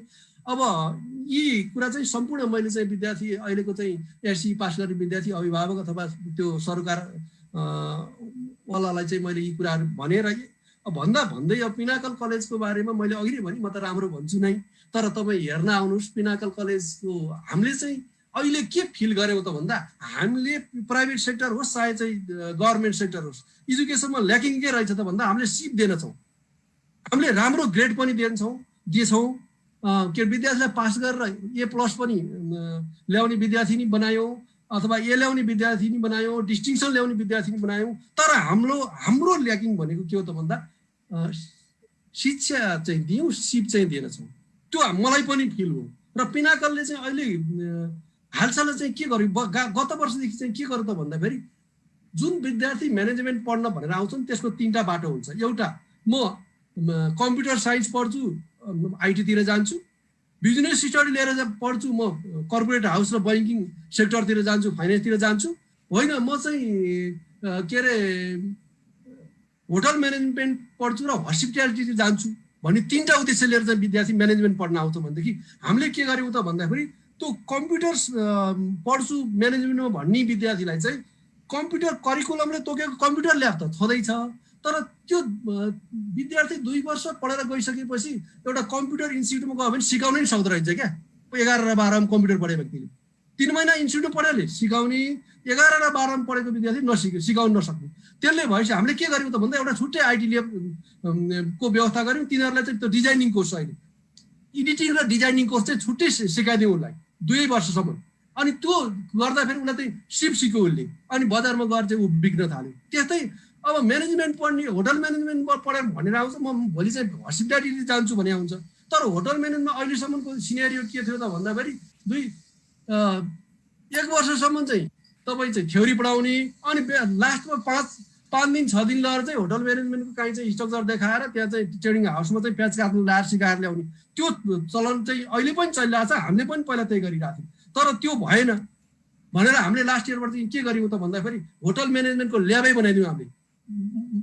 र त्यो 12 महिना विद्यार्थीले के गर्छ त त्यो ल्याबमा गएर सिक्छ, सिकिसकेपछि उसले चाहिँ होटल म्यानेजमेन्ट कुकको भयो, अनि त्यसपछि वेटरको भयो, अनि के अरे बार टेन्डरको भयो, अनि त्यसपछि बारिस्टा ट्रेनिङ, यिनीहरू सबै त्यो सिक्छ। सिकिसकेपछि बजारमा त 2 वर्षपछि त ऊ त बजारमा चाहिँ जब पाउने भयो हो। त्यो हामीले चाहिँ लास्ट इयरबाट गऱ्यौँ। के भन्छ लास्ट इयरबाट चाहिँ त्यो तरिकाले चाहिँ हामीले टिचिङ लाइनलाई अगाडि लाँदाखेरि विद्यार्थीको र प्यारेन्ट्सको पनि एट्र्याक्सन पनि देखियो कि।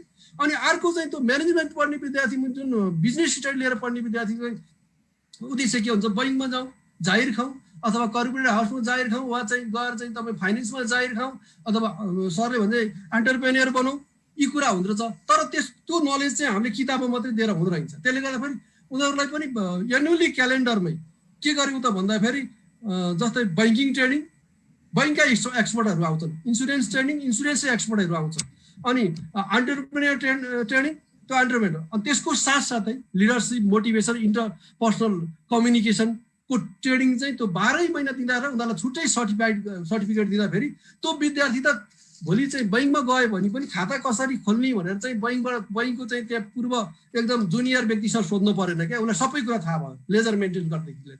त्यसले गर्दाखेरि त्यो विद्यार्थीले पनि जब पायो। व्यवस्थापनमा हामीले यसरी ल्याएका छौँ।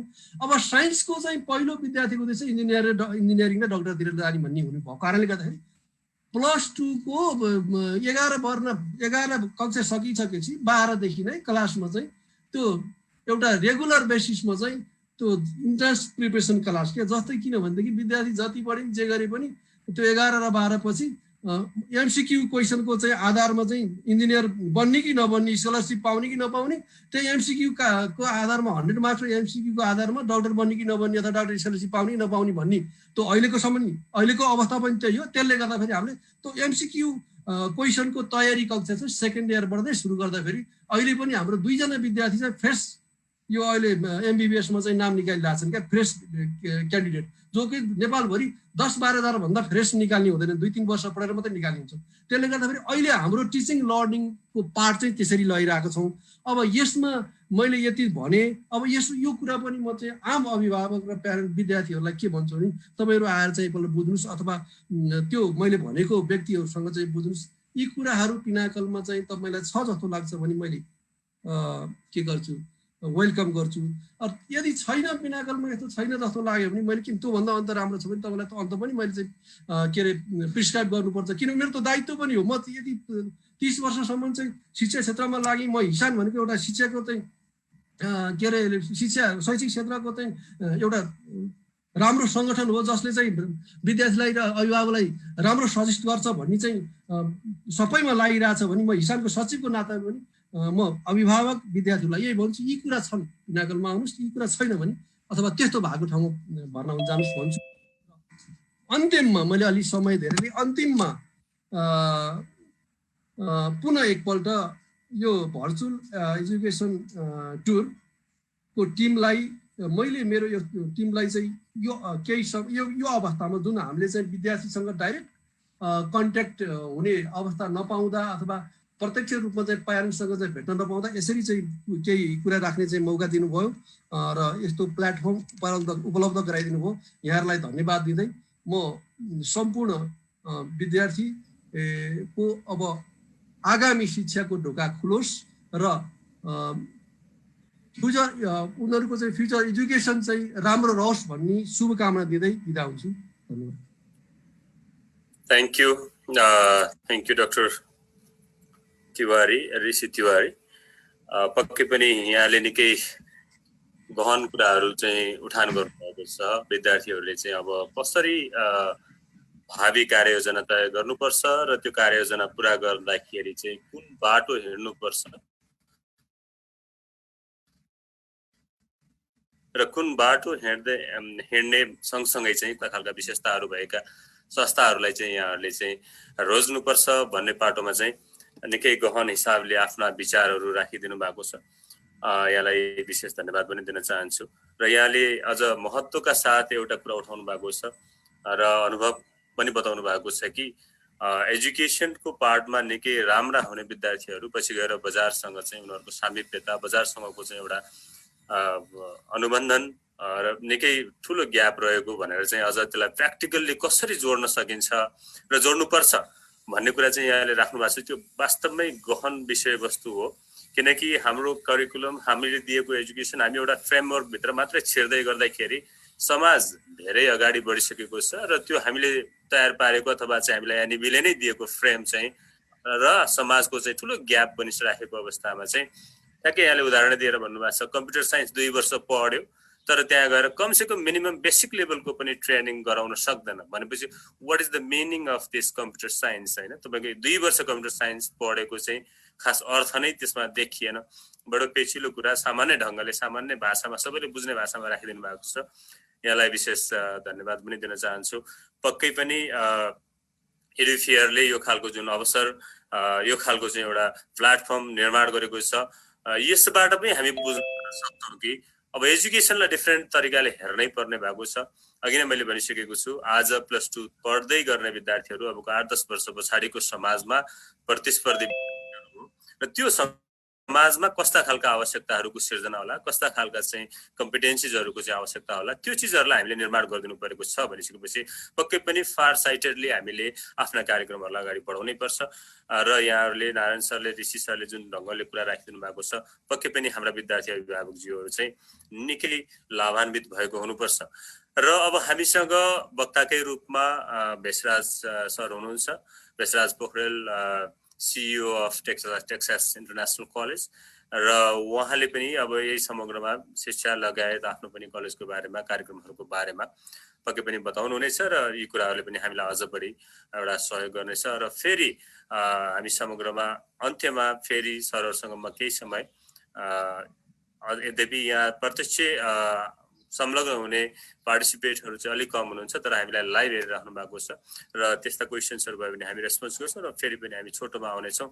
र मैले ढिलो नगरिकन भेषराज सरलाई चाहिँ आफ्ना कुराहरू राखिदिनको लागि अनुरोध गर्दछु। Bheshraj sir please. Thank you so very much RB sir. मैले केही कुरा राख्नुभन्दा अगाडि मभन्दा अगाडि अग्रज विद्वान सरहरूले धेरै विषयवस्तुमा एजुकेसनको हार्डवेयरदेखि सफ्टवेयरको पाटोमा पोलिसी लेभलदेखि इम्प्लिमेन्टेसनको एस्पेक्टमा वाइड कभरेज छैन। विद्यार्थी भाइ बहिनीहरू जो प्री कलेज लेभलमा जाँदै हुनुहुन्छ हाम्रो पालाको कुरा गर्ने हो भने त हामी सर्टिफिकेट लेभलमा अब युनिभर्सिटीमा पढ्न जाने भनेर आफ्ना झोला तुम्बीहरू, आफ्ना किताब कापीहरू, आफ्ना खाजा चामलहरू हामीले कस्ने बेलाको समय हो। तर विद्यार्थीहरू एउटा सेटिङबाट अर्को सेटिङमा जाँदै हुनुहुन्छ, यति चाहिँ बुझ्नै पर्यो।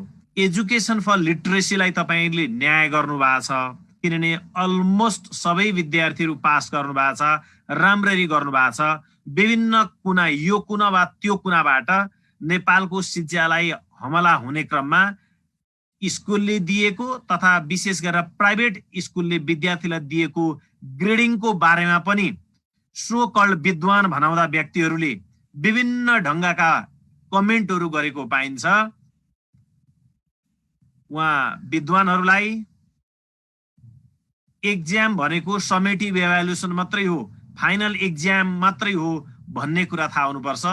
There are two types of examination, formative evaluation and समेटिभ evaluation. हामी जस्ता प्राइभेट स्कुलहरूले त अझ लगातार विद्यार्थी प्रवेश गरिसक्ने बित्तिकै प्रत्येक महिना लिइने युनिट टेस्ट, प्रत्येक 3 महिना लिइने टर्म टेस्ट, त्यसको पनि फेरि रिमेक एक्जाम, त्यसको पनि फेरि कन्टिन्युअस असेसमेन्ट सिस्टम। फेरि तिनै विद्वानहरू क्यास कन्टिन्युअस असेसमेन्ट सिस्टमको राग अलापेर उहाँहरू थाक्नुहुन्न, तथापि फेरि प्राइभेट स्कुल तथा कलेजलाई गाली गरेर पनि उहाँहरू थाक्नुहुन्न। तर त्यतातिर हामी जानु हुँदैन, त्यतातिर हामी गइरहेका छैनौँ।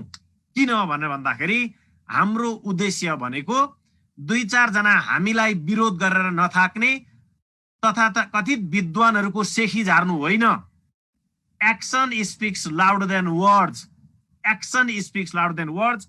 आज प्राइभेट एजुकेसनले नेपालको शिक्षा पद्धतिमा, नेपालको शिक्षामा दिएको कन्ट्रिब्युसन डेटामा हेर्न र डेटा हेरेर तर्कमा आउनको लागि उहाँ विद्वान सरलाई पनि म अनुरोध गर्छु, उहाँलाई खुला आह्वान गर्छु।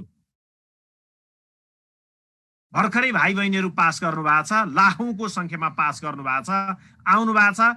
यो संसार 21st सेन्चुरीको म आफैमा एजुकेसन र एक्जामिनेसनको असेसमेन्टको विद्यार्थी पनि हुँ। म university एजुकेसनमा what type of education you want. You want education to be oriented towards the exam or you want learning oriented education. हामीले भनेको कुरा भनेको हामी लर्निङ ओरिएन्टेड एजुकेसन चाहन्छौँ, हामी एक्जाम ओरिएन्टेड एक्जामिनेसन होइन। वर्षभरिमा पढाउने अनि 3 घण्टामा विद्यार्थीले जति स्टोर र भमिट गरेको आधारमा मात्रै विद्यार्थीको नलेज डाइमेन्सनको असेसमेन्ट हुन्छ भन्ने कुरालाई विश्वास गर्दैन आजको दिनमा दुनियाँले।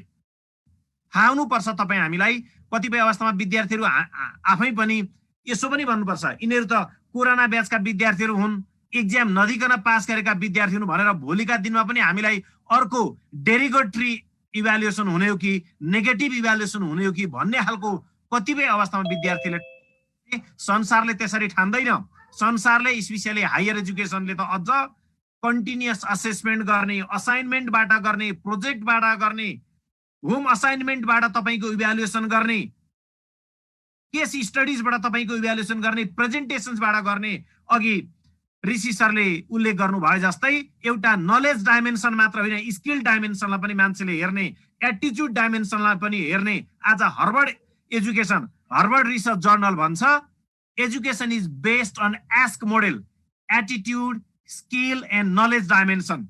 We are suppose to strike the balance between 3H model पनि भनिन्छ यसलाई।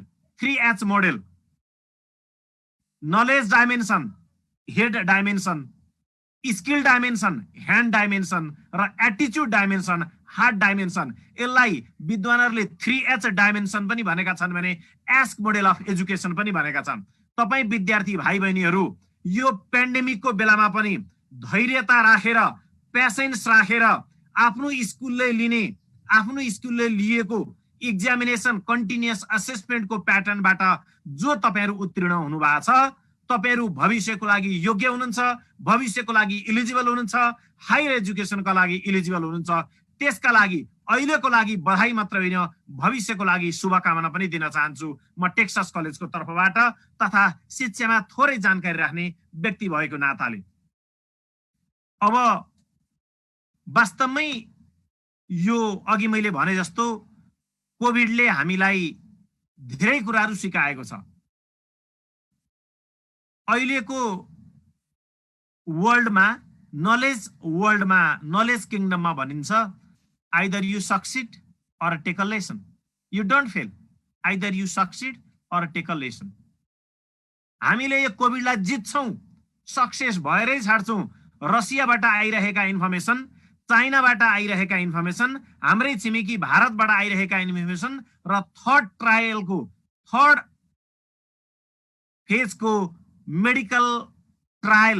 मेडिकल सोलुसनले हामीलाई थोरै आशावादिता हुनको लागि घचघचाइरहेको छ।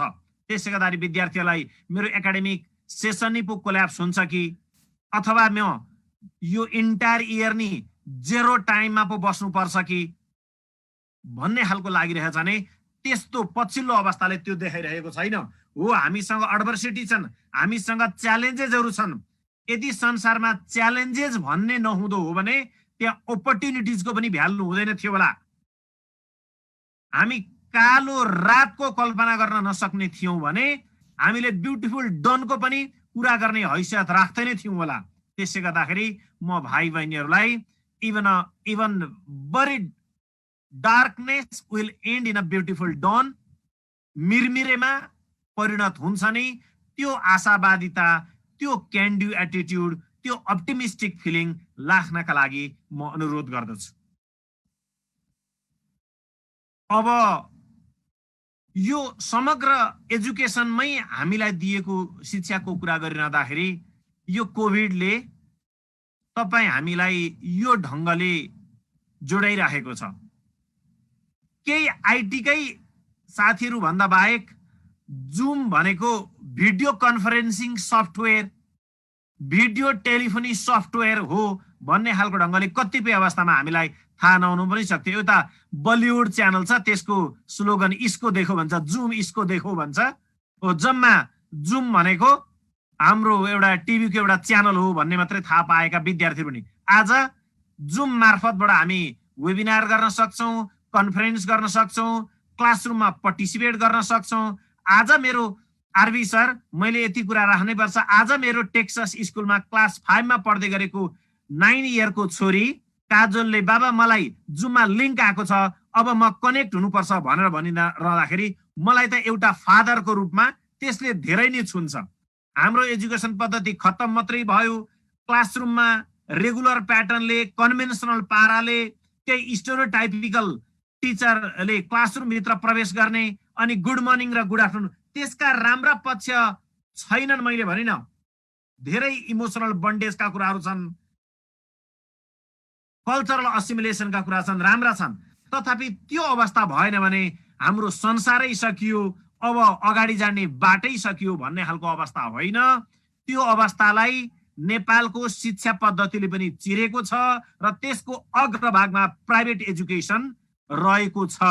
आज मेरो नर्सरीमा पढिराख्ने छोरो हुलासले जुमबाट प्यारेन्ट्स मिटिङहरू हुँदाखेरि त्यसमा म्युट, यहाँबाट म्युट गर्नुपर्छ मम्मी भनिरहँदाखेरि मैले त जुन technology in the classroom, the best use of technology in education भनेर हामी भन्छौँ, तिनै गुरुहरू टेक्नोलोजीको प्रयोग गर्नु छ। देश र विदेश पढेका गुरुहरू टेक्नोलोजीको प्रयोग गर्नुपर्छ, नयाँ अपडेट हुनुपर्छ, करिकुलममा लर्निङ आउटकम्सहरू रिफर्मुलेसन हुनुपर्छ भनेर भन्नुहुन्छ। तर त्यस्तो हो भने आज हाम्रा बालबच्चाले गरिरहेको, आज यिनै सामान्य लिङ्कहरूमा रिडाइरेक्ट गरेर क्लास लिइरहेको कुरा, हामीले अनलाइन मार्फत दिइरहेको शिक्षा, यसले हाम्रा विद्यार्थीलाई एउटा लेभलको इम्पावरमेन्ट गरेको छैन र? मलाई लाग्छ इम्पावरमेन्ट गरेको छ। इम्पावरमेन्ट गरेको रूपमा हेर्न सक्नुपर्छ। भनिन्छ नि फुलको आँखामा फुलै संसार। खत्तम भएको हेर्ने हो भने त खत्तम भएकै हेर्न चाहने हो भने 101 वटा कारण दिन सकिन्छ कि अब हामी खत्तम भयौँ भनेर। होइन, अब हामीलाई पेन्डेमिक भयो भनेर एउटा कुनामा बसेर रुने अधिकार हामीलाई दिएको छैन। We don't go into one corner of the dark room and start crying. We are supposed to find out the solutions amidst this very terrible situation or challenging situation. त्यो भनेको के हो? त्यो भनेको के हो भने म म्यानेजमेन्टको पनि विद्यार्थी भएको नाताले भनिन्छ, if plan A does not work, there are other 25 letters of alphabet. Oh, let's go for plan B.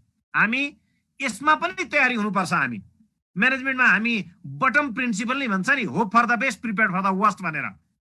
Hope for the best prepare for the worst. Hope for the best भनेको के? होप फर द बेस्ट भनेको म यसै दिँदै गरेका अहिले pass गरेका विद्यार्थीलाई भन्न चाहन्छु, हामी यही 10-15 दिन पछाडि एडमिसन गर्न सक्छौँ, कलेजमा भिजिट गर्न सक्छौँ, 1 महिना पछाडि कमसे कम 10 अगाडि 15 दिन 20 दिन भए पनि क्लास लिन सक्छौँ, हाम्रो सेसन अगाडि बढ्छ, हामी जान सक्छौँ। Hope for the best but prepare for the worst भनेको अझै यो पेन्डेमिकले 2-4 महिना हान्न पनि सक्छ, 5-7 महिना अगाडि बढ्न पनि सक्छ। त्यसो भयो भने पनि म इडेक्स, म कोर्सेरा, म युडेमी, म अरू विभिन्न भर्चुअल लर्निङ र एजुकेसनका च्यानल्सहरू प्रयोग गरेर म प्रोफेसनल यात्रालाई म बन्द गर्दिन, म लर्निङको जर्नीलाई बन्द गर्दिन। म स्कुल तथा कलेजले, मेरा कलेजहरूले अब म एडमिसन हुने कलेजले दिएका भर्चुअल प्लेटफर्म अनलाइन क्लासेसहरूको माध्यमबाट पनि मलाई अपडेट राख्छु। मलाई बाहिर नजाऊ भनेको हो, लकडाउन हो, कम्प्लिट सटडाउन होइन, हाम्रो लर्निङमा पनि सटडाउन गर्नु पर्दैन, हामी घरमै बसेर पनि सिक्न सक्छौँ। आज हामीलाई 21st सेन्चुरीमा दिएको यो विराट ई किङडम भनिन्छ नि, जुन इलेक्ट्रोनिक किङडम इन्टरनेट वर्ल्ड हो, त्यो इन्टरनेट वर्ल्डको पनि प्रयोग गर्ने हाम्रा यी प्लेटफर्महरूको प्रयोग गरेर अगाडि बढ्न सकिन्छ भन्ने लाग्छ। भर्चुअल एडु फेयर विद्यार्थीहरू र हामीले धेरै कदर गरे पनि कम हुन्छ, वर्ड्सबाट एक्सप्रेस गर्नै कम छ। भर्चुअल एडु फेयरले सधैँ जस्तो भ्रिकुटी मण्डपमा पुरै चाहिँ लगाएर ताना बाना बुनाएर त्यो चाहिँ बनाउने भन्दा अझ ब्युटिफाई गरेर कलेजहरूको अवस्था, कलेजहरूका प्रोस्पेक्टस, कलेजहरूका डकुमेन्ट्सहरू, कलेजहरू भिजिट गर्ने भर्चुअल टुर। अघि नै विद्वान गुरुहरूले भन्नुभयो 360 को क्यामेराले दायाँ बायाँ तल माथि सबैतिरबाट कलेजलाई साङ्गो पाङ्गो देखाउने गरी जुन विद्यार्थीहरूले हेर्न पाएका छन्, यो प्रविधिले गर्दा सम्भव भएको छ। यो ह्युमन सिभिलाइजेसनको एउटा एक्मी सक्सेसले गर्दा प्राप्त भएको छ, यसलाई प्रयोग गर्नुपर्छ र तपाईँ हामी विद्यार्थी अगाडि बढ्नुपर्छ। मैले यति भन्न रुचाएँ। अब यसै सन्दर्भमा आरबी सरले अब टेक्सास कलेजको सिइओ प्रिन्सिपल भनेर पाती लगाइदिइसके पछाडि टेक्सास कलेजको बारेमा पनि केही भनिन भने बा अन्याय हुन्छ कि टेक्सास कलेजलाई? त्यसै गर्दाखेरि 2-4 शब्द भन्न चाहन्छु। टेक्सास कलेज मित्र पार्क चाबेलमा हामी छौँ। +2 मा साइन्स, म्यानेजमेन्ट, ह्युम्यानिटिज, ल, ब्याचलर र मास्टर्समा हामी 13वटा प्रोग्रामहरू पढाउँछौँ। BBA MBA, BBS MBS, BIT MIT, bachelor in hotel management, BSc CSIT, BCA, BBM, BA, BSW र MCS masters of computer science. मैले यी धेरै प्रोग्राम्सहरू टेक्सासले अफर गरिरहेको छ। तपाईहरुको +2 देखि मास्टर्स लेभलसम्मको जर्नीलाई हामी सघाउने गरी तपाईको करियर यात्रालाई अगाडि बढाउने गरी हामी अगाडि बढेका छौं। स्वाभाविक ढंगले यति विघ्न प्रोग्राम्स हुनुको नाताले र मास्टर्स लेभलसम्म पढाउने भएको नाताले तपाईहरुले आफै पनि गेस गर्न सक्नुहुन्छ। प्रेडिक्टिभ एबिलिटी भन्छ, प्रेडिक्टिभ एबिलिटी पक्कै 10 कक्षा पास गर्ने विद्यार्थीमा छ।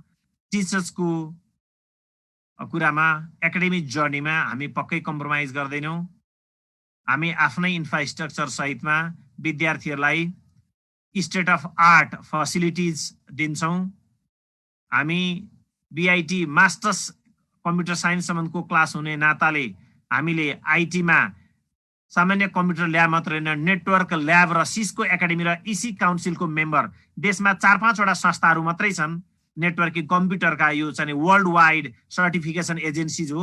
कलेजहरुमा जम्मा 4-5 वटा कलेजहरु मात्रै छन्। सिस्को एकाडेमी र इसी काउन्सिलको वर्ल्ड वाइड मेम्बर छौं भने हामी विभिन्न युनिभर्सिटीहरुसँगको टाइअपमा teacher student exchange, cultural exchange, Sharada university देखि लिएर अन्य विभिन्न युनिभर्सिटीजहरुसँग, लिंकन युनिभर्सिटी आफैमा भएको अरु युनिभर्सिटीहरुसँग, आसामको डाउनटाउन युनिभर्सिटी देखि लिएर CUCH हङकङको युनिभर्सिटीसँग हामीले विभिन्न स्टुडेन्ट एक्सचेन्ज, टिचर एक्सचेन्ज सम्मका विभिन्न व्यवस्था गरेका छौं। विद्यार्थीलाई मैले भने education can not be limited within the 2 pages of the books, 4 walls of the classroom. राम्रै ढंगले बुझेकै प्रिन्सिपलले म आफैले गाइड गरिरहेको छु। म यो संस्थामा विगत 12 वर्षदेखि फाउन्डिङ प्रिन्सिपलको रूपमा, सीईओ को रूपमा आफैले स्थापना गरेको कलेज, आफैले स्थापना गरेको स्कुल 12 वर्षदेखि म आफै आफ्नै नेतृत्वमा छ। म्यानेजमेन्ट स्टेबल छ। विद्यार्थीहरू यत्र छ देश र विदेशमा गएर आफ्नो एकाडेमिक जर्नीलाई, आफ्नो करियर यात्रालाई अगाडि बढाइरहेछन्। विद्यार्थीले यस्तै कुरा हेर्नुपर्छ जस्तो लाग्छ। अघि गुरुहरुले भन्नुभयो जस्तै टिचर टिम, त्यहाँको रिजल्ट, त्यहाँको इन्फ्रास्ट्रक्चर, त्यहाँको करियर यात्रा, त्यहाँको अलुमनाइ मेम्बर्सहरुको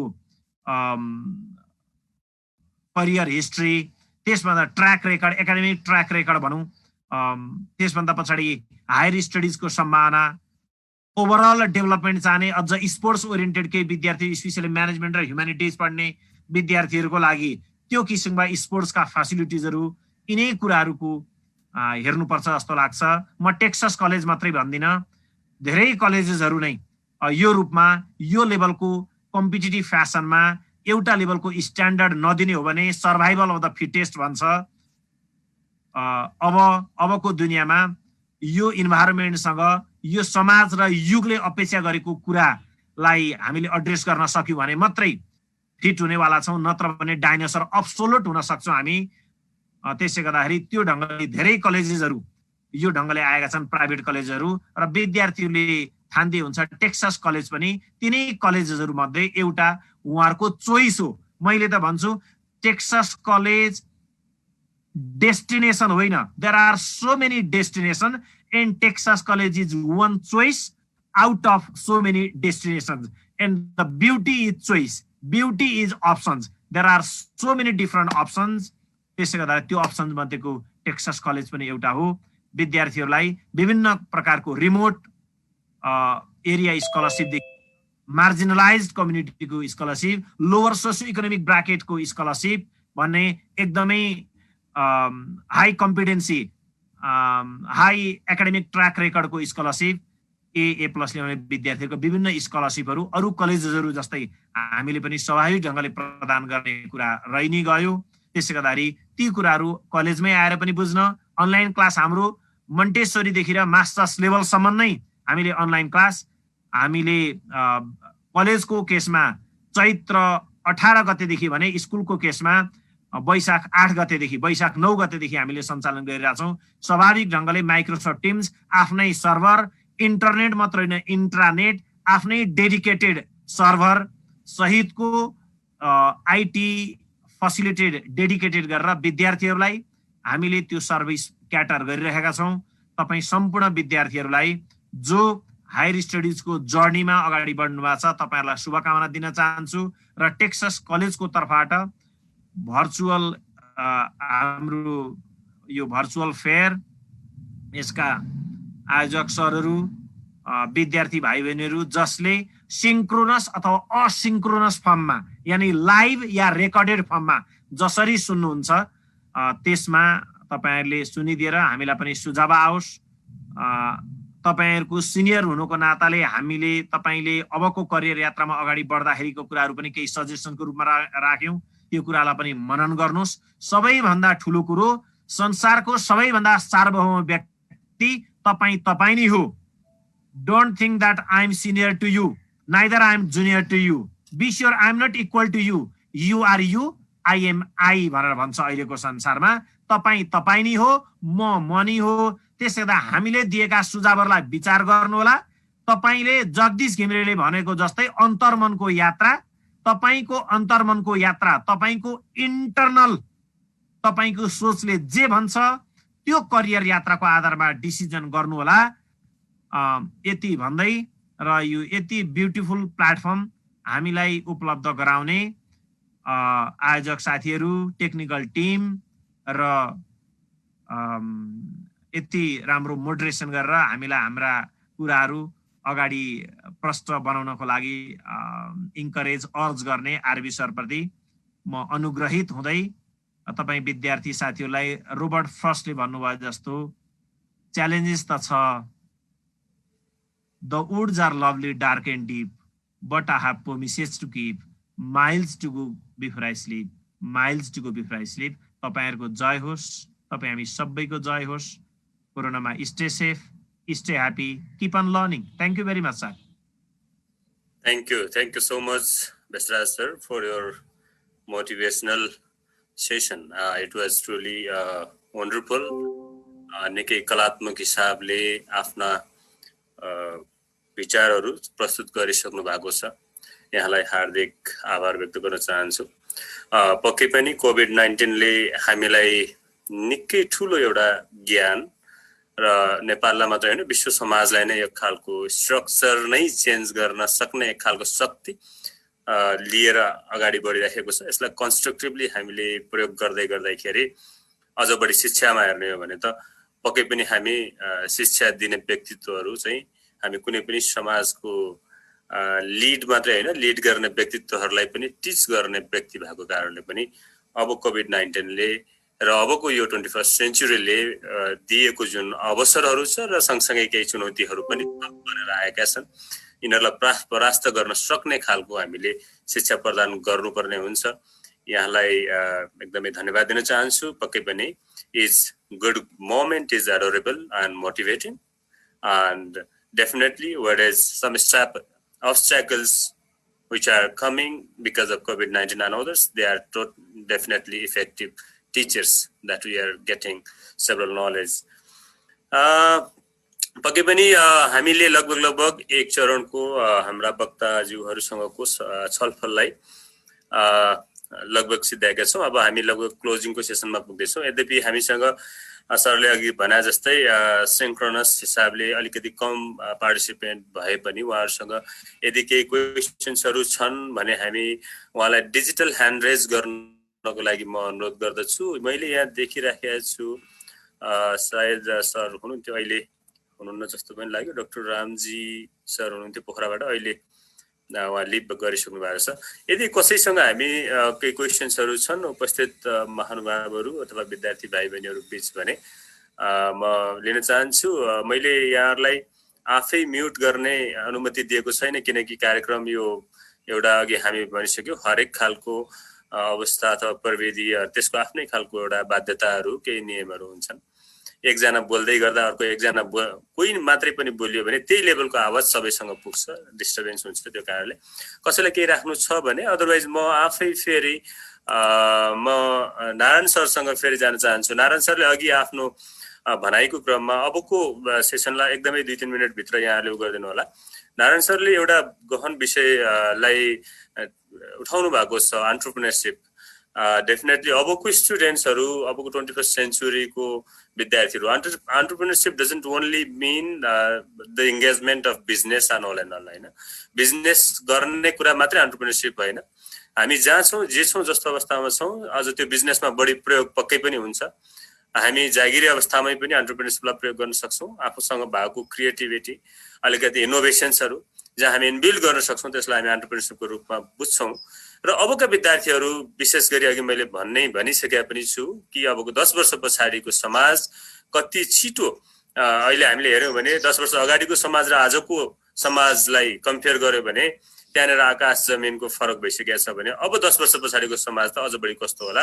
त्यो समाजमा प्रतिस्पर्धी विद्यार्थीहरूलाई पक्कै पनि त्यो एन्टरप्रेन्योरियल एक खालको चाहिँ क्यारेक्टर अथवा त्यो खालको चाहिँ ज्ञान सहित हामीले निकाल्नु पर्छ र त्यसलाई हामीले अझ बढी कसरी बच्चाहरूमा इनबिल्ड गराउन सक्छौँ त्यो खालको नलेज भन्ने पार्ट सहित अझै केही आफ्ना छुटेका कुराहरू केही छन् भने छोटोमा राखिदिनुका लागि मैले नारायण सरलाई फेरि अनुरोध गरेँ। सर, छोटोमा नारायण सर, सरले अनम्युट गर्नु होला प्लिज। हजुर,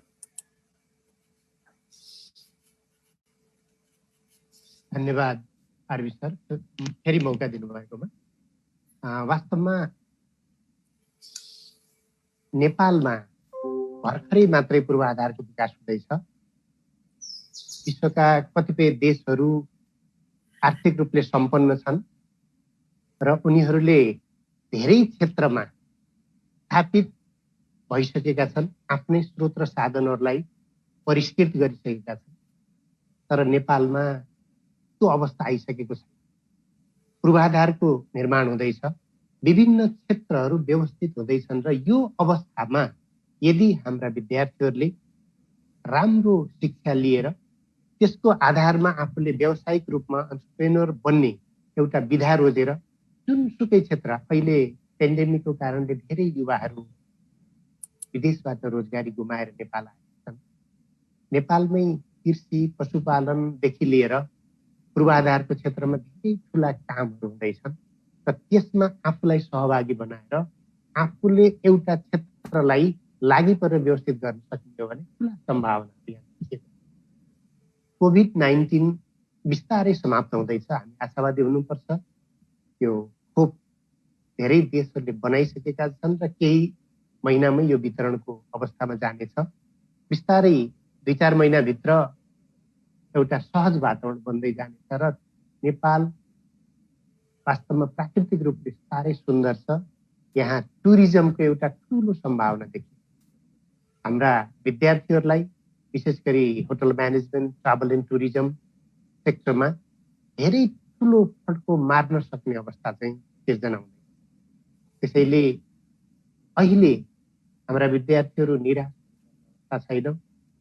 हामी जे पढ्छौँ, जुन विषयमा हामीले ज्ञान हासिल गर्छौँ, त्यसमा दक्षता र पूर्णताको आवश्यकता छ। यदि हामी दक्ष भयौँ, पूर्णता भयौँ र लागि पर्यौँ र त्यो किसिमको पूर्वाधार अथवा उद्योग व्यवसाय पहिचान गरेर हामी काम गर्न सक्यौँ भने नेपालमा आगामी 10 वर्ष जुनसुकै विधामा पनि काम गर्न सकिने, आय आर्जन गर्न सकिने, आफूलाई स्थापित गर्न सकिने र मुलुककै पूर्वाधार निर्माणमा एउटा आय स्रोतको क्षेत्रमा ठुलो योगदान गर्ने सम्भावना देखिएको छ। हामी आशावादी हुनुपर्छ र मैले प्यारा विद्यार्थी भाइ बहिनीहरूलाई के आग्रह गर्न चाहन्छु भने पहिलो कुरो तपाईँ लागि पर्ने, आफूले मैले यो काम गर्छु भनेर जुन एउटा सोच बनाउनु भएको छ, भविष्यको लागि एउटा सपना देख्नु भएको छ, त्यो सपना पुरा गर्नको लागि एउटा ठुलो अवसर अब आउँदैछ। तपाईँ तयार हुनुहोस्, अवसरहरूले वास्तवमा पर्खेर सबैलाई बस्दैनन्। तपाईँले त्यो अवसरको पहिचान गर्नुपर्छ र त्यो क्षेत्रमा लागि पढ्नुपर्छ र सम्भावनाहरू धेरै छन् भनेर एउटा आशाको किरण सञ्चार गर्नु चाहन्छु।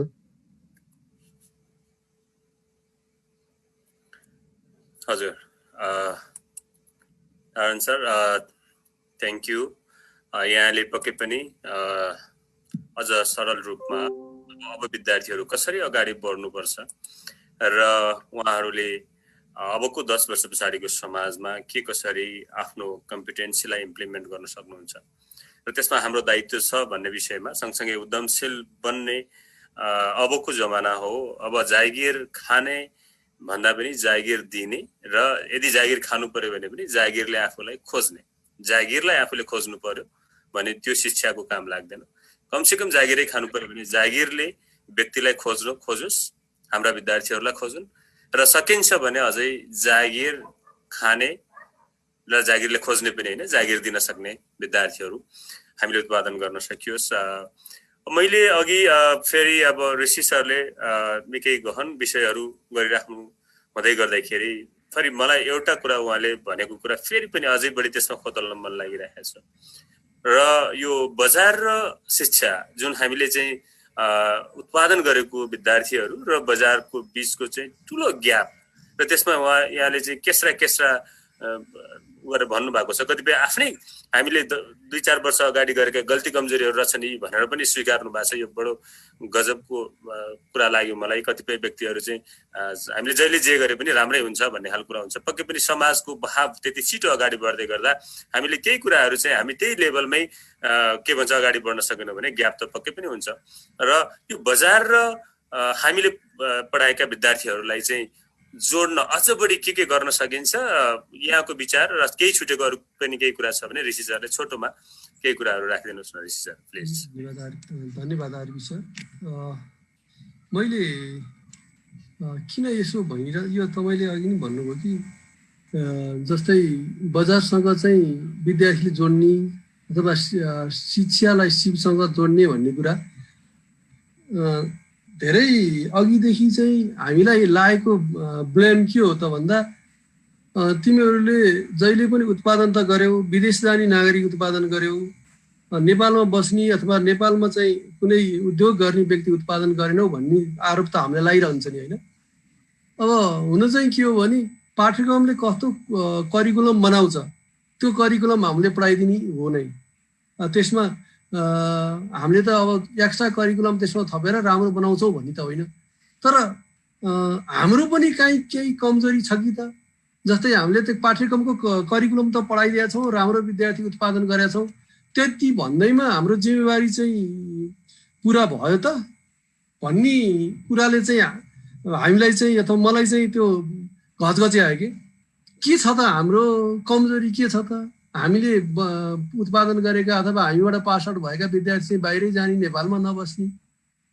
अब त्यो के रहेछ त भन्दाखेरि मैले अघि भने जस्तै हामीले विद्यार्थीलाई बजारसँग जोड्न सकेनौँ, शिक्षाको साथसाथै सिप दिन सकेनौँ। जस्तै तपाईँले एउटा अहिले इक्जाम्पल नै म दिन चाहन्छु कि मैले एउटा इन्डियाको चाहिँ चार्टर एकाउन्टेन्टले चाहिँ गरेको रिसर्चको डेटा हेरेको थिएँ। त्यसमा चाहिँ हाम्रो बढी धेरै चाहिँ रिमिटेन्स इन्डियाबाट आइरहेछ भन्छौँ नि, त्यो होइन रहेछ, गल्ती रहेछ। किनभनेदेखि नेपालबाट चाहिँ इन्डियामा गएर नेपाली श्रमिकहरू जो इन्डियामा गएर चाहिँ श्रम गर्छन् र नेपालमा चाहिँ पठाउने रिमिटेन्स चाहिँ त्यो $1 अरब रहेछ प्रति वर्ष। र नेपालमा आएर इन्डियन श्रमिकहरू नेपालमा आएर नेपालबाट चाहिँ इन्डिया पठाउने रेमिटेन्स भनौँ न, इन्डियामा चाहिँ जाने पैसा चाहिँ $3 अरब रहेछ। त्यो के कारणले गर्दा फेरि त हामी यहाँ चाहिँ जब छैन भन्छौँ अनि हाम्रो मार्केट छैन भन्छौँ, तर हाम्रो देशबाट चाहिँ पैसा बढीभन्दा बढी चाहिँ बाहिर गइरहेछ। त्यसर्थ हामीले साँच्चै हामीले उत्पादन गरेका व्यक्तिहरू सिपमूलक भएनन्, शिक्षित भए अब इलाम गर्ने चाहिँ भएनन्, भनेको उद्यमी भएनन् भन्ने कुरो लाग्यो र अनि हामीले चाहिँ के गर्न सक्छौँ त, कसरी जोड्न सक्छौँ, यो जनरल एजुकेसनमा चाहिँ त्यो टेक्निकल एजुकेसन अथवा सिपमूलक विषयलाई कसरी जोड्न सक्छौँ त भन्दाखेरि यो कन्सेप्ट चाहिँ आएर हामीले चाहिँ त्यो सुरुवात गरेका हौँ अहिलेबाट, लास्ट 2 वर्ष भयो। र यसले एउटा कुरो तपाईँले हेर्नु हो भने बजारमा जागिर जति पनि छ हेर्नुहोस्, तर हामीसँग त्यो जागिर अनुसारको चाहिँ मेन पावर छैन। बाहिरै गएर तपाईँको बाहिरको चाहिँ एजुकेसन हेर्नु भने त कस्टली छ नि। यहाँ चाहिँ तपाईँको 20 लाख 22 लाख चाहिँ तिरेर चाहिँ अस्ट्रेलिया जान्छ, त्यो 5-4 वर्षमा त त्यसले केही कमाउँदै जब त्यहाँको चाहिँ डिग्री लिन्छ अनि त्यसपछि ऊ बाँच्न सक्ने हुन्छ। भनेको बाहिरको एजुकेसन धेरै कस्टली छ नि। हामीले त्यो मेन पावरलाई नि यहाँ त्यो पैसा पनि यहाँ राख्न सक्यौँ भने अहिलेको चाहिँ के देशको समृद्धिको कुरा आउँछ नि। समृद्धि भनेको त पहिलो कुरो चाहिँ धनी हुनु पर्यो। धनी हुनको लागि चाहिँ के भन्छ उद्योग कल कारखाना खोल्नु पर्यो। उद्योग कल कारखाना मात्रै खुलेर भएन, त्यहाँ टेक्निकल व्यक्तिहरू टेक्निसियनहरू नेपालकै हुनु पर्यो। कमसेकम नेपालको पैसा बाहिर नजाओस्, त्यही उद्देश्य राखेर अथवा त्यही कुरा चाहिँ फिल भएर नै हामीले सुरुवात गरेका हौँ। अब यदि हामी यस क्षेत्रमा लाग्ने सबै साथीहरूले यदि यो बाटो अप्नाउने हो भनेदेखि नेपालको त्यो जिडिपी जस्तो यो आर्थिक वृद्धि दर भनिएको छ नि, त्यो घट्दै गर्दैन। किनभने हामी त यहाँ अहिले जति पनि बाहिरबाट आयात मात्रै गर्छौँ, निर्यात केही पनि गर्दैनौँ। किनभनेदेखि अहिले मैले भनिसकेँ सबभन्दा ह्युज मेसिभ चाहिँ मेन पावर चाहिँ इन्डियामा छ। नेपालको चाहिँ श्रम शक्ति चाहिँ इन्डियामा छ। हामी इन्डियासँग चाहिँ के गर्यौँ भने त हाम्रो त ठुलो रिमिटेन्स चाहिँ घाटा हुन्छ भन्छौँ। कारण के रहेछ त्यो होइन रहेछ नि त्यथार्थमा त। हाम्रो तपाईँले बजार हेर्नु त अहिले त पसलमा सुन बनाउने पनि इन्डियन श्रमिकहरू छन् कि। त हाम्रो त कतिपय त पेसा अथवा हाम्रा चाहिँ पुर्खादेखि गर्दै आएका पेसा पनि लोप हुने अवस्था हुनसक्छ। त्यसले गर्दा त्यो पनि हामीले बचाउनु पर्छ है। एउटा कुरो त श्रम बजारमा रोजगार सृजना पनि उद्यमीले गर्छ। अनि यदि हामीले त्यो सिपमूलक विषय पढाएर चाहिँ पठाइदिउँ, तिनीहरूलाई त्यो ट्रेन दिएर पठाइदिउँ भनेदेखि त्यहाँ आवश्यक हुने मेन पावर पनि हाम्रै हुने भयो। अनि त्यो भोलि चाहिँ ल स्टडी गर्नको लागि जाला, विभिन्न वर्कसपमा जाला होइन, सेमिनारमा जाला, उसले सिक्नको लागि बाहिर जाला, तर त्यो व्यक्ति आएर चाहिँ नेपालमा नै उसको चाहिँ रोजगार कन्फर्म छ, ऊ चाहिँ नेपालमा नै आफ्नो भविष्य सुनिश्चित छ भनेदेखि किन बाहिर बस्छ र। अहिले तपाईँले हेर्नु न, अहिले तपाईँको अब यदि यसरी नजाने भनेदेखि 25 लाखभन्दा बढ्ता युवा चाहिँ नेपालमा फर्किँदैछन्। कोरोना पछिको चाहिँ नेपालको अवस्था कस्तो होला यदि हामीले चाहिँ त्यो किसिमको चाहिँ एजुकेसनमा गएनौँ भने। म त अब भन्छु प्रत्येक गाविसमा चाहिँ एउटा इन्टिग्रेटेड टाइपको चाहिँ इन्टिग्रेटेड र अनि त्यसपछि गएर एग्रिकल्चर फर्म भनौँ न, इन्टिग्रेटेड पनि एकीकृत पनि कस्तो भन्दा अलिक इन्टेन्सिभ टाइपको। जस्तै तपाईँलाई चाहिँ एउटा गाउँपालिकामा चाहिँ एउटा इन्टिग्रेटेड फार्मिङको हामीले इन्टिग्रेटेड फार्मिङ भन्दाखेरि खेती किसान मात्रै होइन, त्यो होइन, सबै यो टेक्निकल एजुकेसनले हामीले दिएको सिप त्यहाँ गएर चाहिँ युज हुने हुन्। त्यदि यो एउटा व्यवस्था गर्न सक्यो भने राज्य र अथवा त्यहाँको स्थानीय सरकार र चाहिँ अब अहिलेका चाहिँ टेक्निकल एजुकेसन सिटिभिटी हामी मिलेर चाहिँ त्यहाँ सञ्चालन गर्न सक्यो भने एउटा गाउँपालिकामा चाहिँ 2000 देखि 3000 चाहिँ त्यहाँ बेरोजगार युवाहरूलाई चाहिँ रोजगार दिन सक्ने र त्यही भएको रिसोर्सेसहरूलाई युटिलाइज गर्न सक्ने किसिमको चाहिँ हामीले चाहिँ वातावरण सिर्जना गरिनेछौँ। अनि एउटा अहिले चाहिँ 700 गाउँपालिकामा चाहिँ तपाईँको 2000 को दरले 14-15 लाख युवा त अहिले नै रोजगार हुन्छ। यसले के गर्छ भन्दा देशमा भएको स्रोत साधनलाई बढीभन्दा बढी उपयोग गरेर प्रोडक्टिभिटी बढाउने भयो, जसले गर्दा फेरि हाम्रो उत्पादन बढ्ने भयो। उत्पादन बढ्न साथ हाम्रो निर्यात बढ्छ, आयात घट्छ, त्यसपछि त जिडिपी बढ्ने भइहाल्यो, हामी धनी हुने भइहाल्यो। अब अहिले त झन् त्यो अवस्था हेर्नु, तपाईँले सर्वेको डाटाले के देखायो त भन्दा इन्डियामा गएर आजभन्दा चाहिँ 20 वर्ष अगाडिदेखि चाहिँ गएर प्रोफेसर भएर बस्ने युएसमा गएर बस्ने व्यक्तिहरू जुन हुनुहुन्छ, अब विद्यार्थीदेखि लिएर त्यहाँ सिनियर व्यक्तिहरू हुनुहुन्छ, उहाँ पनि नेपाल आउनको लागि अहिले तत्पर भइरहनु भएको छ। भनेको 60% चाहिँ त्यहाँ युएसमा जो बस्नु भएको छ अहिले, भनौँ पुरै के भन्छ रोजगार पाएर नै बस्नु भएको छ अथवा घरबार चाहिँ सिर्जना गरेर बस्नु भएको छ भने पनि त्यो उहाँहरू पनि नेपाल आउँदै हुनुहुन्छ अरे। अहिले 60% चाहिँ आउने उहाँको चाहिँ मानसिकता छ अरे भनेर चाहिँ त्यो डेटाले देखाएको थियो मैले एकपल्ट स्टडी गर्दाखेरि। भनेपछि देश त सबैको प्यारो हो नि त, हामी बाहिर बसेर बस्न सक्दैनौँ नि।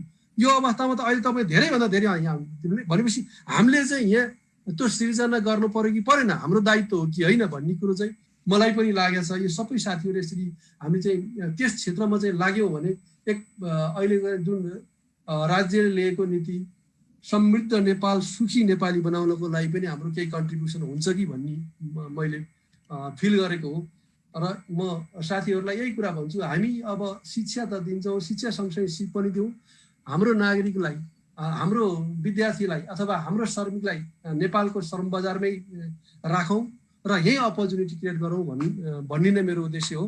र पुनः एकपल्ट मैले यहाँहरूको सम्पूर्ण टिमलाई चाहिँ टिमप्रति हार्दिक आभार व्यक्त गर्न पनि चाहन्छु, किनकि यस्ता कार्यक्रमले मैले केही कुरा राखेँ, अरूले थाहा पाउनुभयो, भेषराज सर, नारायण सर, तपाईँ आरबी सर, यहाँ भवानी सरले चाहिँ केही कुरा राख्नुभयो, त्यो कुरा सेयर भयो र हामी चाहिँ यसमा लागौँ है भन्ने कुरो चाहिँ हामीमा एउटा पोजिटिभ भावना अथवा हाम्रो चाहिँ एक्साइटेसन चाहिँ जागृत भयो नि त।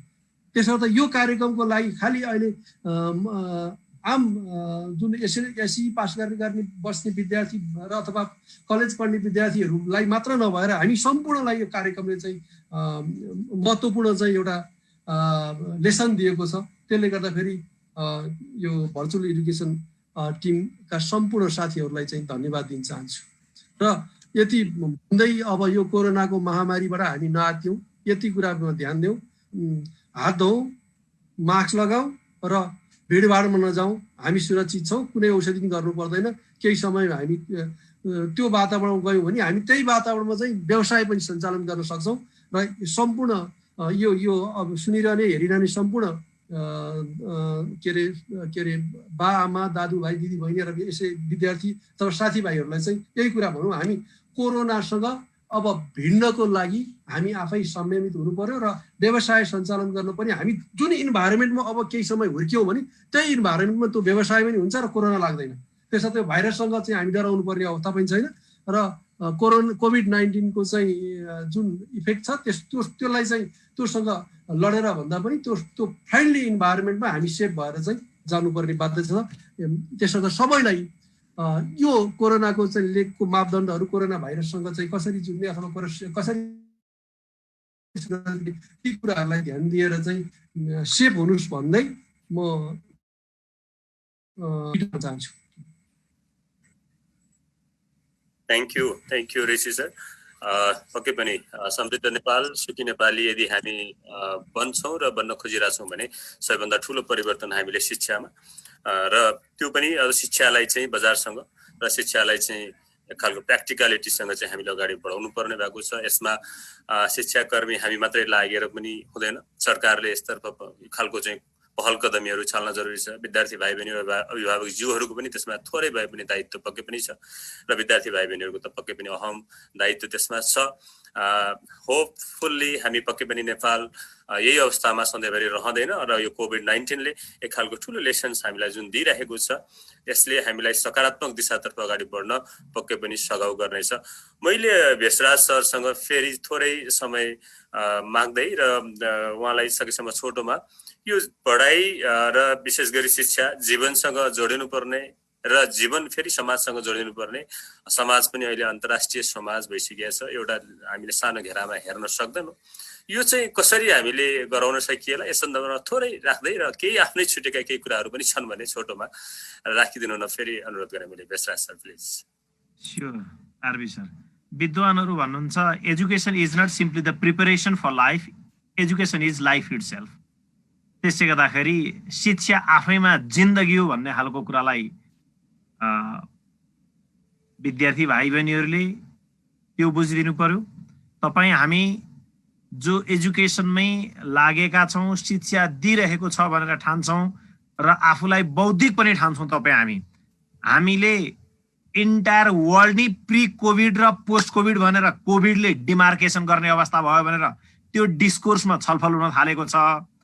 अनि तपाईँ हामी चाहिँ पुरानै स्टेरियोटाइपिकल माइन्डसेट लिएर अगाडि बढ्यौँ भने अबका च्यालेन्जेसहरूलाई एड्रेस गर्न सक्दैनौँ।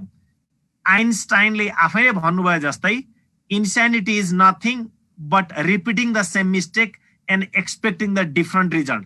पागलपन त्यो हो जुन त्यही प्रक्रिया दोहोऱ्याउँछ तर रिजल्ट चाहिँ अर्को अपेक्षा गर्छ। त्यही प्रक्रिया दोहोऱ्याएर रिजल्ट अर्को अपेक्षा गर्न मिल्दैन।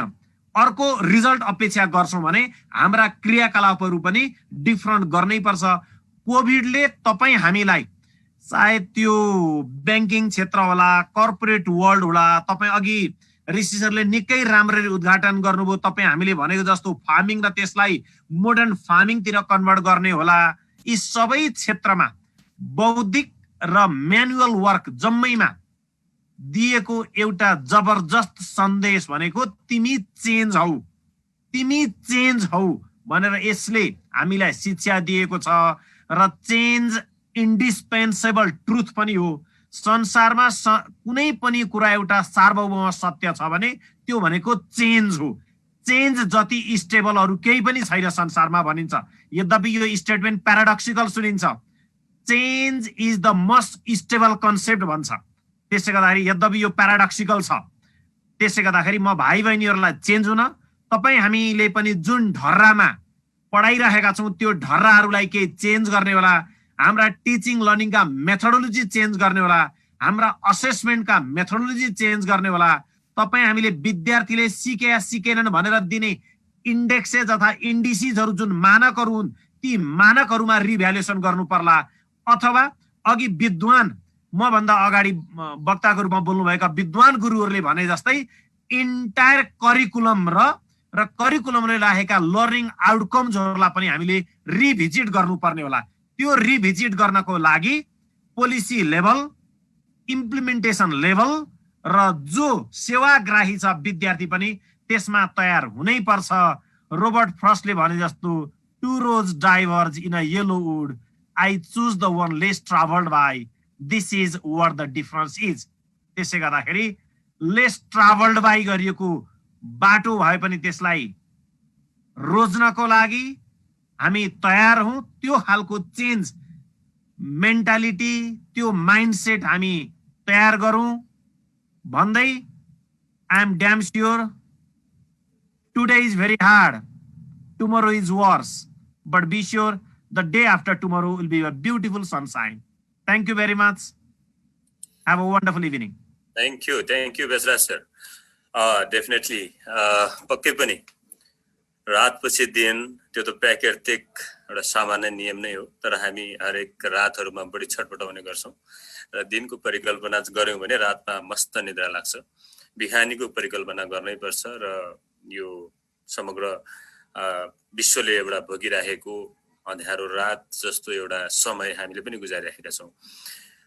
गहन विषयहरू हामीले उठान गर्यौँ र विशेषतः शिक्षाका क्षेत्रमा आज अघि ऋषि सरले भन्दै हुनुहुन्थ्यो हामीले एकअर्कामा पनि धेरै कुराहरू वास्तवमा I also enlightened from your I think beautiful sessions होइन। सरहरूले जुन कुराहरू उठाउनु भएको छ म आफैले पनि धेरै कुराहरू चाहिँ लर्न गर्नु पाएँ र एकअर्कामा चाहिँ हामीले यसरी सेयर गर्ने एउटा प्लेटफर्म जुन एडुफेयरले निर्माण गरेको छ वास्तवमा यो एकदमै सान्दर्भिक र समयानुकूल छ।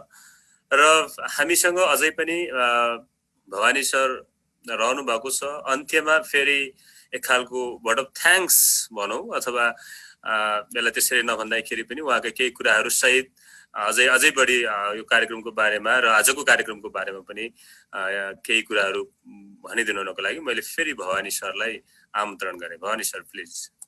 हस्, धन्यवाद सर, आरबी सर। वास्तवमा आजको जुन सेसन थियो एकदमै राम्रो भयो। आदरणीय सरहरू ऋषि तिवारी सर, नारायण सर, यस्तै गरेर बेसराज सरबाट जति कुराहरू आएको छ वास्तवमै राम्रो कुराहरू आएको छ। त्यस अर्थमा पनि आयोजकको तर्फबाट सम्पूर्ण सरहरूलाई विशेष धन्यवाद दिन चाहन्छु। वास्तवमै अहिलेको यो सेसन एक त हामीले विद्यार्थीहरू, अभिभावकजीहरू अथवा उहाँको आफन्तहरू जुन अहिले एससीको रिजल्ट भइसकेपछि अब कलेज र विषय छनौटको क्रममा हुनुहुन्छ। वास्तवमा कलेज छनौट र विषय छनौट आफैमा एउटा जब हो। लहै लहैमा जानु पनि भएन, लहै लहैमा कलेज छनौट गर्ने, यस्तै गरेर लहै लहैमा उहाँहरूले विषय छनौट गर्दा पनि भविष्यमा गएर समस्या हुन सक्छ अथवा उहाँहरूको डिसिजन रङ हुन सक्छ। त्यस अर्थमा पनि सरहरूबाट आएका कलेज छनौटका आधारहरू के हो त? पोइन्ट वाइज सरहरूले दिनुभएको छ यो आधारमा कलेजहरू छनौट गर्नुहोस् र विषय छनौट गर्दा पनि यो विषयहरूलाई कम्तीमा यो आधारहरू तपाईँले बुझ्नुपर्छ, मनन गर्नुपर्छ। Then after choose the subject भन्ने जुन कुराहरू आएको छ अत्यन्तै राम्रो छ। अहिले अन्योलमा बसिरहनु भएका विद्यार्थीहरू र अभिभावकजीहरू जुन घरमै बसेर आफ्नो बेडमै बसेर अथवा आफ्नो रुममा बसेर उहाँले यो भर्चुअल एडुफेयर मार्फत यो खालको इन्फर्मेसन पाउनु आफैमा एकदमै राम्रो हो। यो कोभिड-19ले दिएको जुन एउटा यो सन्देश पनि भयो, किनभने यो हुँदैन थियो भने हिजो जस्तै हामीले फेरि के गर्थ्यौँ भने भृकुटी मण्डपमै हिसान कान्तिपुर एडुफेयर भनेर हामी त्यहाँ सञ्चालन गर्थ्यौँ। त्यहाँ हजारौंको संख्यामा लाखौंको संख्यामा मान्छेहरूको उपस्थिति हुन्थ्यो। त्यहाँ कलेजहरूले आफूले तयार गरेका मटेरियल्सहरू दिने, आफ्नो कलेजको बारेमा जानकारी दिने हुन्थ्यो र विद्यार्थीहरू पनि फिजिकली कलेज भिजिट गर्नु पर्थ्यो। आज त्यो अवस्था छैन। यो कोभिड-19 यो आफैमा पेन्डेमिक हो, एउटा सन्तास हो, समस्या हो, यो आफैमा एउटा च्यालेन्ज पनि छ। यद्यपि यसले हामी अब यो आइटी फ्रेन्डली हुन सिकाएको छ, यो मार्फत हामी अगाडि बढ्नुपर्छ भन्ने कुराहरू सिकाएको छ। वास्तवमै कलेजले कसरी विद्यार्थीहरू अथवा विद्यार्थीको भावनालाई कसरी कदर गर्छन् त्यो कुराहरू पनि सरहरूबाट आएको छ। वास्तवमै राम्रो छ। शिक्षालाई सिपसँग जोडेर कसरी जाने, हाम्रो विद्यार्थीहरू विशेष गरी बाहिरिने जस्तो नेपाल छोडेर बाहिरिने विद्यार्थीहरूलाई चाहिँ नेपालमै सपना देख्ने, नेपालमै भविष्य देख्न सक्ने, यही माटोलाई माया गर्न सक्ने त्यो खालको बनाउनको लागि पनि अहिले निजी शिक्षालयहरूले त्यो खालको वातावरणहरू क्रिएट गरिराखेको अवस्थालाई पनि सरहरूले स्पष्टसँग राखिदिनु भएको छ। वास्तवमा समृद्ध नेपाल हुनको लागि शिक्षामै लगानी गर्नुपर्छ, शिक्षामा जोड हुनुपर्छ। जुन देशमा शिक्षामा ठुलो लगानी भयो, शिक्षामा ठुलो फड्को मारियो, पक्कै पनि त्यो देश समृद्ध भएको छ। आज हामीले समृद्ध नेपाल बनाउनको लागि पनि यो क्षेत्रमा लगानी गर्न आवश्यक छ र अहिले निजी शिक्षालयहरूले त्यो खालको वातावरण दिइराखेको अवस्था छ, ठुलो लगानी गरिराखेको अवस्था छ र निजी शिक्षालयहरूमा हामीले भन्दाखेरि लगानी मैत्री वातावरण छ, लगानी गर्न सक्ने एउटा क्षमता छ। अर्को चाहिँ इनोभेसन, त्यो प्राइभेट सेक्टरमा देखिएको छ र क्वालिटीमा कहिले पनि कम्प्रोमाइज गर्दैन। त्यस अर्थमा पनि अहिले निजी शिक्षालयहरूप्रति आम अभिभावकको एउटा आसन बढिराखेको कुराहरूलाई पनि आदरणीय सरहरूले स्पष्ट पार्नु भएको छ र वास्तवमा यो एडुफेयर थ्रु हामीले यिनै सन्देशहरू हाम्रा तमाम विद्यार्थीहरूलाई दिनको लागि यो खालको कार्यक्रमको आयोजना गरिएको हो र यसबाट विद्यार्थीहरूले घरमै बसेर यो खालको इन्फर्मेसनहरू प्राप्त गर्न सक्नुहुनेछ भन्ने एउटा विश्वासका साथ यसलाई हामीले अगाडि ल्याइरहेका छौँ। अझै केही दिन यो चाहिँ लम्बिने छ र आज महत्त्वपूर्ण कार्यक्रममा फेरि पनि उपस्थित भएर डाक्टर ऋषित सर, यस्तै गरेर नारायण उपाध्याय सर र बेसराज पोखरेल सरले जुन खालको आफ्नो अभिव्यक्ति दिनुभयो, आफ्नो जुन विज्ञता प्रस्तुत गरिदिनु भयो र सहज र सरल भाषामा विद्यार्थी र एउटा अभिभावकले बुझ्ने गरी अब कसरी कलेज छनौट गर्ने, कसरी विषय छनौट गर्ने र हाम्रो शिक्षा के हो, हामीले कसरी शिक्षा दिँदैछौँ, हामीले हाम्रो शिक्षासँग कसरी जोड्दैछौँ भन्ने कुराहरूमा पनि स्पष्टसँग आफ्नो भावनाहरू राखिदिनु भएको छ, विचार राखिदिनु भएको छ र कलेजहरूको लागि पनि एउटा सन्देश हो। कलेज जब यो कोभिड-19 को एफेक्ट अथवा यसपछि अब पूर्ववत अवस्थामै नै कलेजहरू सञ्चालन हुन सक्ने अवस्था छैन, विद्यालयहरू सञ्चालन हुन सक्ने अवस्था छैन। यसमा परिवर्तित भएर आउनुपर्नेछ, यसमा चेन्जेसको आवश्यकता छ। यिनै कुराहरूलाई राखिदिनु भयो।